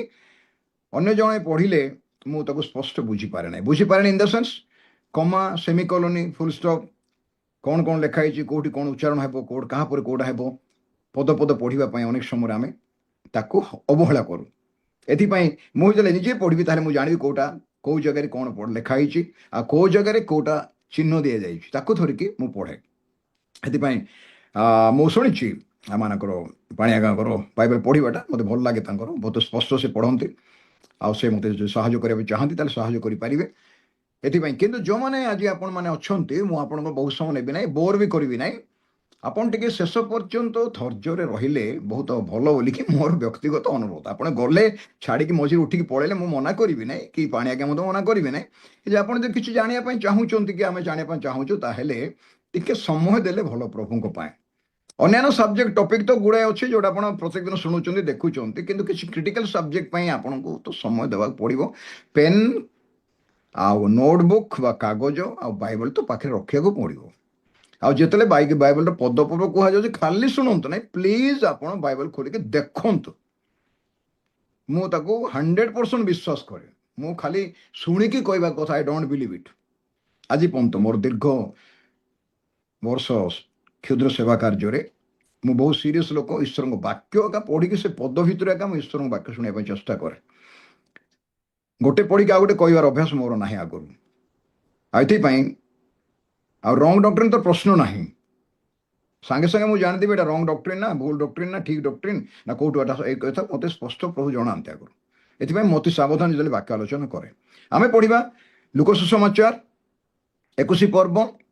ଅନୁରୋଧ କରୁଛି ପଢ଼ନ୍ତୁ 33 ପଦରୁ ଦୟାକରି 36 ପଦ ପଢ଼ନ୍ତୁ, ପଦ ପଦ କରି। ଲୁକ ସୁସମାଚାର 21 ପର୍ବ 33 ପଦରୁ 36 ପଦ। ହ୍ୟାଲୋ। ଆକାଶ ଓ ପୃଥିବୀ ଲୋପ ପାଇବ, ହୁଁ। ମାତ୍ର ମୋହର ବାକ୍ୟ ସମୂହ କଦାପି ଲୋପ ପାଇବ ନାହିଁ। କଦାପି ଲୋପ ପାଇବ ନାହିଁ। ତାପରେ 34 ପଦ। କିନ୍ତୁ ତୁମ୍ଭେମାନେ ଆପଣା ଆପଣା ବିଷୟରେ ସାବଧାନ ହୋଇଥାଅ, ହଁ କାଳେ ତୁମ୍ଭମାନଙ୍କର ହୃଦୟ ମତ୍ତତା ଓ ମଦ୍ୟପାନରେ ପୁଣି ଜୀବିକା ସମ୍ବନ୍ଧୀୟ ଚିନ୍ତାରେ ଭାରଗ୍ରସ୍ତ ହୁଏ। ହଁ ହଁ। ଆଉ ଆଉ ସେହି ଦିନ ହଠାତ୍ ତୁମ୍ଭମାନଙ୍କ ଉପରେ ପଡ଼େ, ପଢ଼େ। କାରଣ ତାହା ଫାନ୍ଦ ସ୍ୱରୂପେ ସମଗ୍ର ପୃଥିବୀ ନିବାସୀ ସମସ୍ତଙ୍କ ଉପରେ ଆସିବ। ହୁଁ। କିନ୍ତୁ 36। ହଁ, ହଁ। କିନ୍ତୁ ତୁମ୍ଭେମାନେ ଯେପରି ଏହି ସମସ୍ତ ଆଗାମୀ ଘଟଣାର ରକ୍ଷା ପାଇବାକୁ ହୁଁ। ଓ ମନୁଷ୍ୟ ପୁତ୍ରଙ୍କ ଛାମୁରେ ଉଭା ହେବାକୁ ସମର୍ଥ ହୁଅ, ଏଥି ନିମନ୍ତେ ସର୍ବଦା ପ୍ରାର୍ଥନା କରି ଜାଗି ରୁହ। ପ୍ରେଜ୍ ଦ ଲର୍ଡ। ପ୍ରଭୁ ଗୌରବ ପାଆନ୍ତୁ। 36 ପଦରେ ଲେଖାଯାଇଛି କିନ୍ତୁ ତୁମ୍ଭେମାନେ, ଗୋଟେ ଗ୍ରୁପ କଥା ପ୍ରଭୁ କହିଲେ ଏବଂ ସେ ବର୍ତ୍ତମାନ ଆପଣଙ୍କୁ ମୋତେ କହୁଛନ୍ତି କିନ୍ତୁ ତୁମ୍ଭେମାନେ, ଯେ ପ୍ରଭୁଙ୍କୁ ଜାଣିଥିବା ଲୋକମାନେ। ଲେଟ୍ ଅସ୍ ଅଣ୍ଡରଷ୍ଟାଣ୍ଡ ଭେରି କ୍ଲିୟରଲି। ଯେଉଁମାନେ ପ୍ରଭୁଙ୍କୁ ଜାଣିନାହାନ୍ତି, ଅବିଶ୍ୱାସୀ, ସୁସମାଚାରକୁ ଏବଂ ବାକ୍ୟକୁ ବିଶ୍ୱାସ କରନ୍ତି ନାହିଁ ବା ପ୍ରଭୁ ଯୀଶୁଖ୍ରୀଷ୍ଟଙ୍କୁ ବିଶ୍ୱାସ କରନ୍ତି ନାହିଁ ବା ଗ୍ରହଣ କରନ୍ତି ନାହିଁ, ସେମାନଙ୍କ ପ୍ରତି କ'ଣ ଘଟଣା ଘଟିବ ଜଗତରେ ତାକୁ ପ୍ରଭୁ ପୁରା 21 ପର୍ବ ଯାକ କହିଛନ୍ତି। ତା ଭିତରୁ ଆମେ 33 ପଦରୁ 36 ପଦ ପଢ଼ିଲୁ। ମୁଁ ତାକୁ ଆଉ ଟିକେ ପଢ଼ି ଦେଉଛି, ଶୁଣନ୍ତୁ। ଆକାଶ ଓ ପୃଥିବୀ ଲୋପ ପାଇବ, ମାତ୍ର ମୋର ବାକ୍ୟ ସମୂହ କଦାପି ଲୋପ ପାଇବ ନାହିଁ। ଗ୍ୟାରେଣ୍ଟି ପ୍ରଭୁ ଦେଇଛନ୍ତି ଯେ ତାଙ୍କର କହିଥିବା ପ୍ରତ୍ୟେକଟି ଲାଇନ୍। ଆଜି ଅନେକ ବାଇବଲକୁ କମି ଚେଷ୍ଟା କରୁଛନ୍ତି। ଅନେକ ପ୍ରଭୁ ଦାସ ମାନେ ବାଇବଲକୁ କରେକ୍ସନ୍ କରନ୍ତି, ଏଟା ଭୁଲ ଲେଖା ହେଇଛି, ତାର ଅନୁବାଦ ଏମିତି ହେଇଛି। ହଁ, ହେଇଥାଇପାରେ, ଅନୁବାଦ ଏପଟ ସେପଟ ହେଇଥାଇପାରେ, ପ୍ରିଣ୍ଟ ମିଷ୍ଟେକ୍ ହେଇପାରେ, ଦ୍ୟାଟ୍ ଇଜ୍ ଡିଫରେଣ୍ଟ ଷ୍ଟୋରି। କିନ୍ତୁ କେବେ ଚେଷ୍ଟା କରିବା ନାହିଁ ଦୁଃସାହସ କରିକି ଈଶ୍ୱରଙ୍କ ବାକ୍ୟକୁ କରେକ୍ସନ୍ କରିବା ପାଇଁ। ଆଉ ନିଜର ମସ୍ତିଷ୍କଗତ ଜ୍ଞାନରେ ଆମେ ବାଇବଲକୁ ଏକ୍ସପ୍ଲେନେସନ୍ କରିବା ନାହିଁ। Is a very serious matter. ଏତେ ତାଙ୍କର ବାକ୍ୟ ମୁଖ ନିର୍ଗତ ବାକ୍ୟ। କାହିଁକି ନା ଗୀତ ସଂହିତା 119 ପର୍ବ ଲେଖା ହେଇଛି, ପଦରେ ଲେଖାଯାଇଛି 119 ଚାପ୍ଟର ବୁକ୍ ଅଫ୍ ସାମ୍ 89 ଭେର୍ସ। ଏମିତି ଲେଖାଯାଇଛି ଯେ ତାଙ୍କର ବାକ୍ୟ ସ୍ୱର୍ଗରେ ସଂସ୍ଥାପିତ। ଆପଣ ଯେଉଁ ବାକ୍ୟ ବାଇବଲ ଧରିଛନ୍ତି, କେଉଁ ଭାଷାରେ ଧରିଛନ୍ତି, বা ଆମେ ବିଭିନ୍ନ ଭାଷାର ବାଇବେଲ ପଢୁ, ପୃଥିବୀ ଯାକର ସବୁ ଭାଷାରେ ବାଇବେଲ ଅନୁବାଦ ହେବ, ଏଇଟା ଆଗରୁ ପ୍ରଭୁ କହିଛନ୍ତି। ସବୁ ଭାଷାରେ ଲୋକ ନିଜ ପ୍ରଭୁ ବାକ୍ୟ ଶୁଣିବେ। ଏଇ ବାକ୍ୟ ସ୍ୱର୍ଗ ସେଟେଲ ହେଇକି ଅଛି, ସେଟେଲଡ ଇନ୍ ହେଭେନ, ଏଭରଲାଷ୍ଟିଂ ଟୁ ଏଭରଲାଷ୍ଟିଂ, ଏଇଟା ସେଟେଲ ହେଇକି ଅଛି ସ୍ୱର୍ଗରେ। ତାର ଅର୍ଥ ଏଇଠିକାର ଗୋଟେ ବିନ୍ଦୁ କି ବିସର୍ଗ ଲୋପ ପାଇବ ନାହିଁ। ଗୋଟେ ଜାଗାରେ ପ୍ରଭୁ କହିଲେ ବିନ୍ଦୁ କି ମାତ୍ରା ଲୋପ ପାଇବନି ବୋଲି ପ୍ରଭୁ କହିଲେ। ଆକାଶ ମଣ୍ଡଳ, ଆକାଶ ଓ ପୃଥିବୀ ଲୋପ ପାଇବ। ଆକାଶରେ କ'ଣ କ'ଣ ଅଛି ଆଇ ଡୋଣ୍ଟ ନୋ, ଆପଣ ଜାଣିନାହାନ୍ତି। ପୃଥିବୀରେ କ'ଣ ଅଛି କମ୍ ସେ କମ୍ ଆମେ ଜାଣିଛୁ, ସେ ଲୋପ ପାଇବ। କିନ୍ତୁ ମୋର ବାକ୍ୟ ସମୂହ, ଗୋଟେ ଲାଇନର ବାକ୍ୟ ସବୁ, ଆଦି ପୁସ୍ତକ 1 ପର୍ବ 1 ପଦରୁ ଆରମ୍ଭ କରି ପ୍ରକାଶିତ ବାକ୍ୟ ଶେଷ ପର୍ବର ଶେଷ ପଦ ପର୍ଯ୍ୟନ୍ତ କୌଣସି ବାକ୍ୟ ଲୋପ ପାଇବ ନାହିଁ। କିନ୍ତୁ ତୁମ୍ଭେମାନେ ଆପଣା ଆପଣା ବିଷୟରେ ସାବଧାନ ହୁଅ। ଏଇଟା ପର୍ସନାଲ ୱାର୍ଣ୍ଣିଂ, ବ୍ୟକ୍ତିଗତ ସଚେତନ ବାକ୍ୟ। ବ୍ୟକ୍ତିଗତ ଭାବରେ ପ୍ରଭୁ ଆମକୁ এই ବାକ୍ୟ ଦ୍ୱାରା ସଚେତନ କରୁଛନ୍ତି, ୱାର୍ଣ୍ଣିଂ କରୁଛନ୍ତି, ଆମକୁ ସାବଧାନ କରାଉଛନ୍ତି, ଚେତନା ଦେଉଛନ୍ତି, ନିଜକୁ ସମୀକ୍ଷା କରିବା ପାଇଁ, ନିଜକୁ ବୁଝିବା ପାଇଁ, ନିଜକୁ ପରୀକ୍ଷା କରିବା ପାଇଁ ଯେ ମୁଁ କେମିତି ଅଛି। ଆପଣା ବିଷୟରେ ଆଜି ଆମମାନଙ୍କର ଗୋଟେ ଏ ପ୍ରକାର ସ୍ୱଭାବ ହେଇଯାଇଛି, ଆମେ ଅନ୍ୟ ବିଷୟରେ ଭାରି ଚିନ୍ତିତ। ଅନ୍ୟର କାର୍ଯ୍ୟରେ, ଅନ୍ୟର ସେବାରେ, ଅନ୍ୟର ଲାଇଫରେ, ଅନ୍ୟର ପରିବାରରେ, ଅନ୍ୟର ଜୀବନରେ ହସ୍ତକ୍ଷେପ କରିବାରେ ଆଜିର ମଣିଷ ବହୁତ ବ୍ୟସ୍ତ। ନିଜ ଭିତରେ କ'ଣ ଭୁଲ ଭାଲ ଅଛି, ତ୍ରୁଟି ଅଛି, ସେଇଟା ମଣିଷ ଦେଖେ ନାହିଁ। ସେ ଅନ୍ୟକୁ ବହୁତ ଆକ୍ଷେପ କରେ, ତାକୁ ଆଙ୍ଗୁଠି ମାରିବା ପାଇଁ ଚେଷ୍ଟା କରେ। ଆମମାନଙ୍କ ଜୀବନରେ ମଧ୍ୟ କେବେ କେବେ ସେମିତି ହେଇଥାଇପାରେ। ଅନ୍ୟର ତ୍ରୁଟି ଆମେ ଅନେକ ସମୟ ଦେଖିବା ପାଇଁ ବହୁତ ଚେଷ୍ଟା କରୁ, ଅନ୍ୟକୁ ବୁଝିବା ପାଇଁ ଚେଷ୍ଟା କରୁ। କ୍ଷମା କରି, ମୁଁ ବୁଝିବା ପାଇଁ ଏଠି ବସି ନାହିଁ, ପ୍ରକୃତରେ ନମ୍ରତାର ସହିତ କହୁଛି। ମୋତେ ପ୍ରଭୁ ଯାହା ଦେଇଛନ୍ତି ତାକୁ ମୁଁ ସେୟାର କରୁଛି ଆପଣଙ୍କୁ। ଏଥିପାଇଁ ଆପଣା ବିଷୟରେ ସାବଧାନ ହେଇଥାଅ। ତାପରେ ସେ କହିଲେ କାଳେ ତୁମମାନଙ୍କ ହୃଦୟ ମତ୍ତତା ଓ ମଦ୍ୟପାନରେ, ପୁଣି ଜୀବିକା ସମ୍ବନ୍ଧୀୟ ଚିନ୍ତାରେ ଭାରଗ୍ରସ୍ତ। ଯେମିତି ଅନ୍ୟମାନେ ମତ୍ତତା, ମଦ୍ୟପାନ, ଜୀବିକା ସମ୍ବନ୍ଧୀୟ ଚିନ୍ତାରେ ଭାରଗ୍ରସ୍ତ। ତ ମାନେ ବିଶ୍ୱାସୀ ମାନେ ପ୍ରଭୁ ଜାଣିଥିବା ଲୋକ ସେମିତି ହୁଅ ନାହିଁ, ସେ ପ୍ରକାର ହେବାଟା ଆବଶ୍ୟକ ନାହିଁ, ସେ ପ୍ରକାର ହେବା ଦରକାର ନାହିଁ। ଭାରଗ୍ରସ୍ତ ହୁଏ କ'ଣ? ମତ୍ତତା, ବିଭିନ୍ନ ବିଷୟରେ ମତ୍ତତା। ଲୋକଙ୍କର ଧନ ସମ୍ପତ୍ତି, ମାନ ମର୍ଯ୍ୟାଦା, ରେହେନ ସେହେନ, ଖାଇବା ପିଇବା, ଖାନଦାନୀ ମାତିକି ଥାନ୍ତି ଲୋକମାନେ। ଚାକିରି ବାକିରି, ଇନକମ୍, ପ୍ରମୋସନ, ପାଠ, ଜମି ବାଡ଼ି, ଘର ଦ୍ୱାର, ଏଇଟା ସେଇଟା, ନେମ୍ ଆଣ୍ଡ ଫେମ୍ରେ ମାତିଥାନ୍ତି ଲୋକମାନେ, ନିଶା ଖାଇଲା ଭଳିଆ। ସେଇଟା ଗୋଟେ ମତ୍ତତା। ଆପଣ ଜାଣିଛନ୍ତି ମଦ୍ୟପାନ, ଏଟା ସ୍ପଷ୍ଟ ଆଜି ସେଟା ଏଡିକ୍ଟ, ସାରା ପୃଥିବୀ ଏଡିକ୍ଟ ହେଇଯାଇଛି କହିଲେ ଚଳେ। ଏଟା part of the life, human ବିଙ୍ଗର ପାର୍ଟ ଅଫ୍ ଦ ଲାଇଫ୍ ହେଇଯାଇଛି ସେଥିରେ। ଏବଂ ଜୀବିକା ସମ୍ବନ୍ଧ ଚିନ୍ତା କାହାର ନାହିଁ। ଅତି ଗରିବ ଲୋକ ମଧ୍ୟ, ମୂଲିଆ ମଜୁରୀ କରୁଥିବା ଲୋକ ମଧ୍ୟ, ଦିନକୁ 200, 300, 400 ଟଙ୍କା ପାଇଁ କାମ କରୁଥିବା ଲୋକମାନେ ମଧ୍ୟ, ଭାଇ ଆଉ ଭଉଣୀ, ପ୍ରଭୁଙ୍କ ଲୋକମାନେ ଏବଂ ପ୍ରଭୁ ଦାସ ଦାସୀ ମାନେ, ଆଉ ଧନୀ ଲୋକମାନେ ମଧ୍ୟ ଜୀବିକା ସମ୍ବନ୍ଧୀୟ ଚିନ୍ତା। କେମିତି ମୋର ପେଟ ପୁରିବ, ମୁଁ କେମିତି ମୁଠେ ଖାଇବାକୁ ପାଇବି, ମୋ ଘର କେମିତି ଚାଲିବ। ଏଇ ତିନିଟା ମୁଖ୍ୟ ବିଷୟକୁ ପ୍ରଭୁ ଗୁରୁତ୍ୱ ଦେଲେ। ଏ ତିନିଟା ବିଷୟ ଭିତରେ ଆମେ କୋଉଠି ଅଛୁ କି? ସମ୍ବନ୍ଧୀୟ ଚିନ୍ତାରେ ଭାରଗ୍ରସ୍ତ ହୁଏ। ଭାରଗ୍ରସ୍ତ, ବାର୍ଡେନସମ୍, ପଥର ଭୁଇଁଲା ଭଳିଆ, ଓଜନିଆ ବାଲ୍ଟି ପାଣି ଧରିକି ଗଲା ଭଳିଆ, ଯୋଉ ବୋଝ ଆମେ ଉଠେଇ ପାରିବୁନି ସେମିତି ବୋଝ ଭଳିଆ ଏଗୁଡାକ ଆମକୁ ଆମ ଜୀବନରେ ଆସୁଛି, ଆସିବ। ଆଉ ସେଇଦିନ ଯଦି ଆମେ ସେଇ ପ୍ରକାର ଅବସ୍ଥା ଦେଇକି ଯାଉଛୁ ଆଜି, ଏଥିପାଇଁ ଏଇ ସମୟରେ ଆପଣଙ୍କ ସମ୍ବନ୍ଧରେ ମୋତେ କହିବାର କୌଣସି ଅଧିକାର ନାହିଁ, ଆପଣଙ୍କର ମୋ ସମ୍ବନ୍ଧରେ କହିବାର କୌଣସି ଅଧିକାର ନାହିଁ। ମୁଁ ଠିକ ଅଛି କି? ମାଇ କ୍ୱେଶ୍ଚିନ୍ ଇଜ ଦ୍ୟାଟ୍। ଆପଣ ନିଜେ ପ୍ରଶ୍ନ ପଚାରେ, ଆପଣ ଠିକ ଅଛନ୍ତି କି? ଆମ ପିଲାମାନେ ଠିକ ଅଛନ୍ତି? ଆମ ପରିବାର ଠିକ ଅଛି କି? ଆମର ମଣ୍ଡଳୀ ଠିକ ଅଛି କି? ମୁଁ ପାଳକ ହିସାବରେ, ପ୍ରଭୁଙ୍କ ସେବକ ହିସାବରେ କି କାର୍ଯ୍ୟକାରୀ ହିସାବରେ, ମୋର ପଦବୀ ଯୋଉଟା ହୁଏ ନା କାହିଁକି, ପଦବୀ ପ୍ରଭୁ ଦେଖନ୍ତି ନାହିଁ। ପଦବୀ ପ୍ରଭୁ ଦିଅନ୍ତି ଯୋଗ୍ୟଚରଣ କରିବା ପାଇଁ, କିନ୍ତୁ ତାକୁ ଧରିକି ପ୍ରଭୁ ମାପନ୍ତି ନାହିଁ। ତାଙ୍କର ମାପକାଠି ତାହିଁରେ ହୁଏ ନାହିଁ, ଜୀବନୀ ଦ୍ୱାରା ହୁଏ, ବ୍ୟକ୍ତିଗତ ଜୀବନ, ଆତ୍ମିକ ଜୀବନ ଦ୍ୱାରା ହୁଏ। ଏଥିପାଇଁ କାଳେ ସେଇଦିନ ହଠାତ୍ ତୁମାନଙ୍କ ଉପରେ ପଡ଼ିବ। ହଠାତ୍ ସେହି ଦିନ, ନିର୍ଦ୍ଦିଷ୍ଟ ଦିନରେ ତୁରୀ ବାଦ୍ୟ ହେବ। ନିର୍ଦ୍ଦିଷ୍ଟ ଦିନ ଯୀଶୁ ଆସିବେ। ସେଥିପାଇଁ ଏବେ ହେବ, ସେବ ହେବ, ସେଇଠି ଏମିତି ଲେଖାଯାଇଥିଲା, ସେଇ ବାଇବଲ ଏମିତି ଲେଖା ହେଇଥିଲା, ଆଉ ସେଇ କାଲକୁଲେସନ୍ କରୁଥିଲା, ସମୟ କାଲକୁଲେସନ୍ କରୁଥିଲା। ଆଉ ତାପରେ ଖାଲି ସେତିକି ନାହିଁ, ଏଇଟା ସୂର୍ଯ୍ୟ, ଚନ୍ଦ୍ର, ଗ୍ରହ, ତାରା, ନକ୍ଷତ୍ର, ଏଇ ଗ୍ରହଣ, ପୂର୍ଣ୍ଣିମା, ଅମାବାସ୍ୟା ଏଗୁଡ଼ାକ ସେଇଠି ପଡ଼ିଲା, ଏପଟେ ଏଇ ଟାଇମ୍ରେ ପଡ଼ିଲା, ଆଉ ଏଇଟା ଘଟଣା ପୁରାତନ ନିୟମରେ ଘଟିଥିଲା, ତାକୁ ଧରିକି ଆମେ କାଲକୁଲେସନ୍ କରିବା। ଏଇଟା ମନ ବୁଝିବା ପାଇଁ, ଏକୁରେଟ୍ ସମୟ, କାଳ ଆଉ ଦଣ୍ଡ ବା ଦିନ ଆଉ ଦଣ୍ଡ କେହି ମଧ୍ୟ କହିପାରି ନାହାନ୍ତି। କେହି ମଧ୍ୟ କହିନାହାନ୍ତି। ପ୍ରସବ ବେଦନାର ଆରମ୍ଭ ମାତ୍ର।